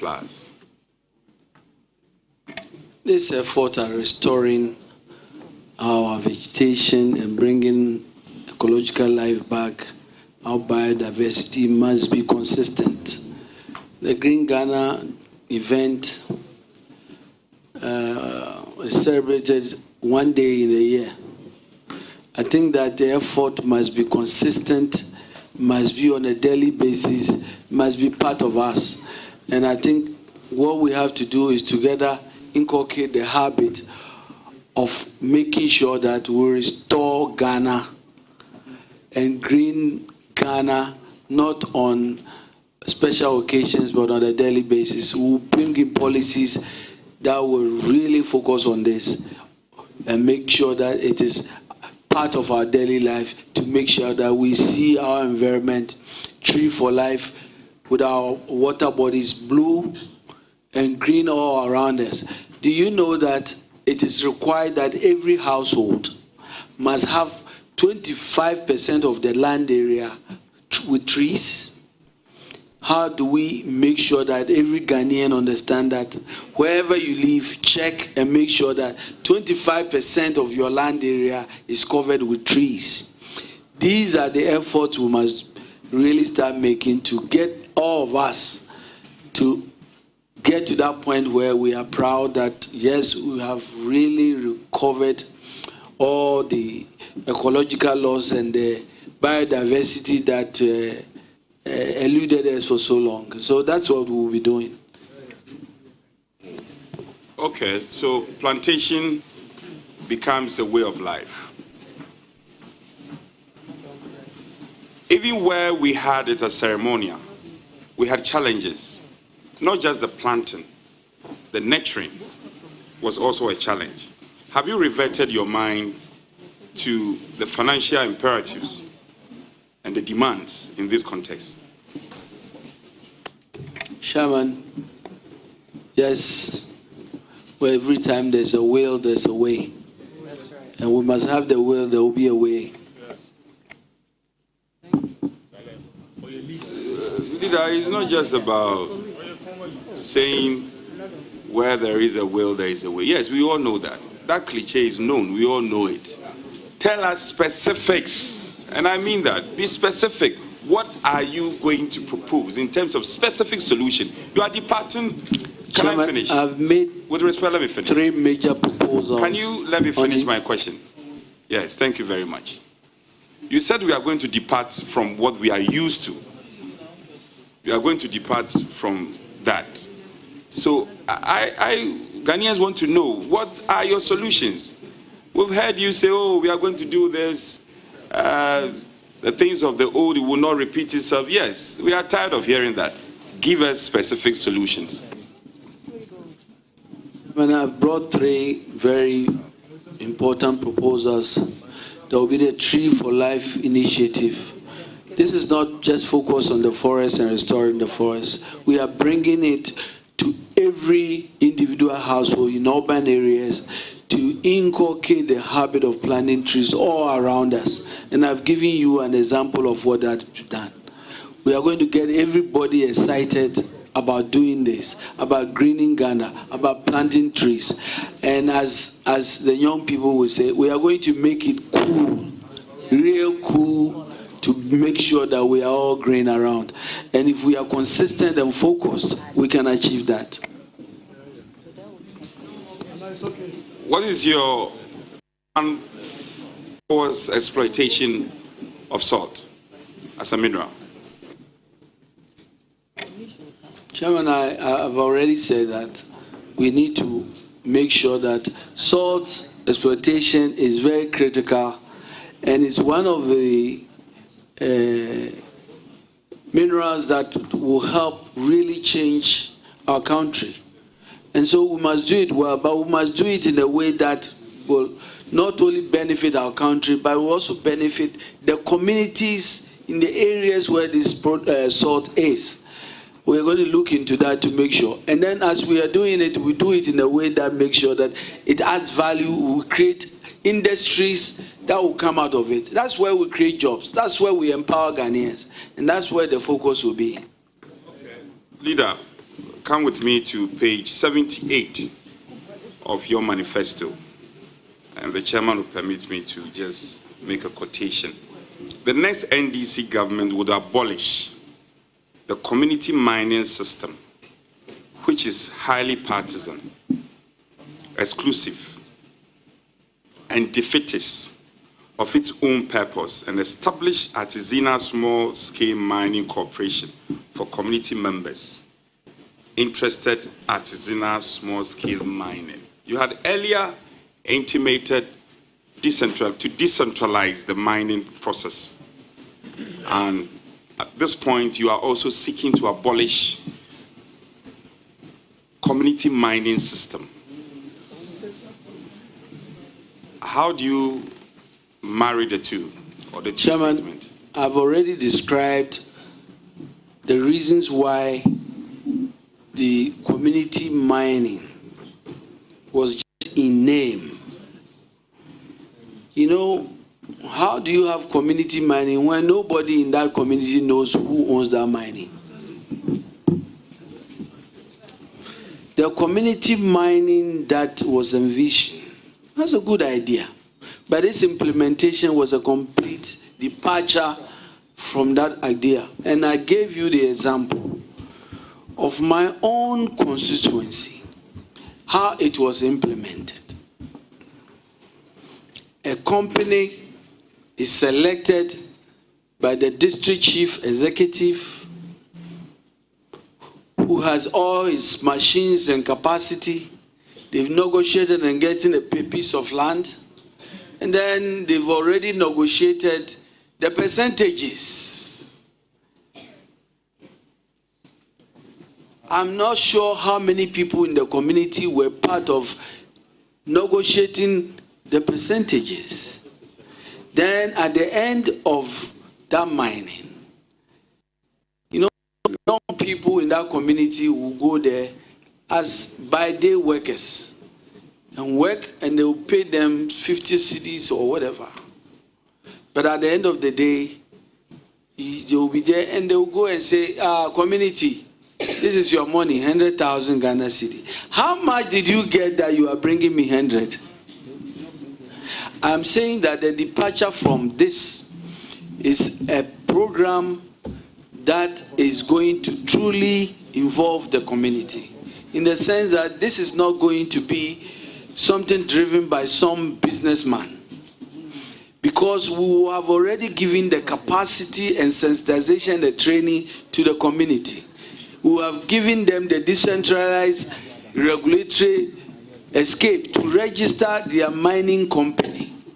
We have set up the structure to provide all the services needed for them to operate.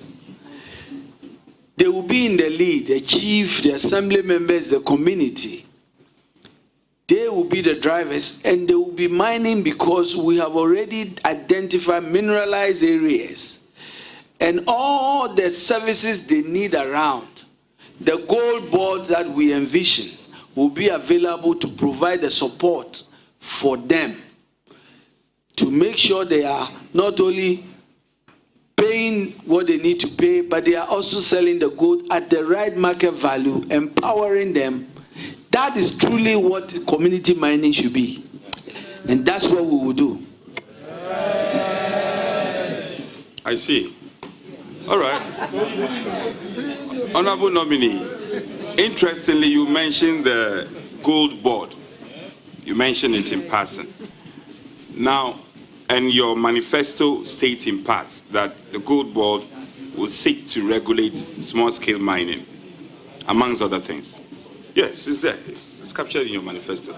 I can quote it for you.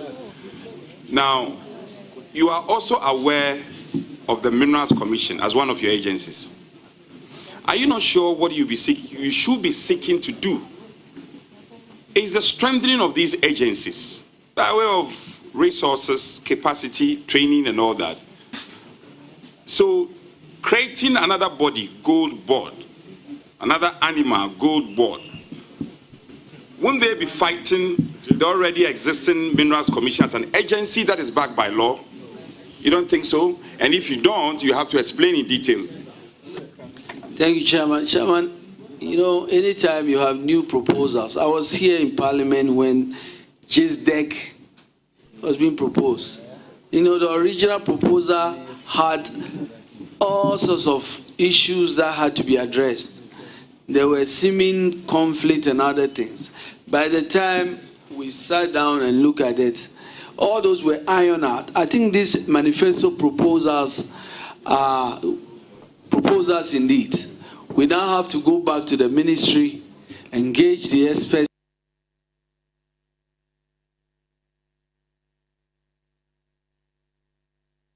Make sure that we empower people at the local level and make sure that they are mining responsibly and sustainably. That's what we will do. Leader, you know Rosewood? Yes. Yes. And you know that Dr. Apak is not here.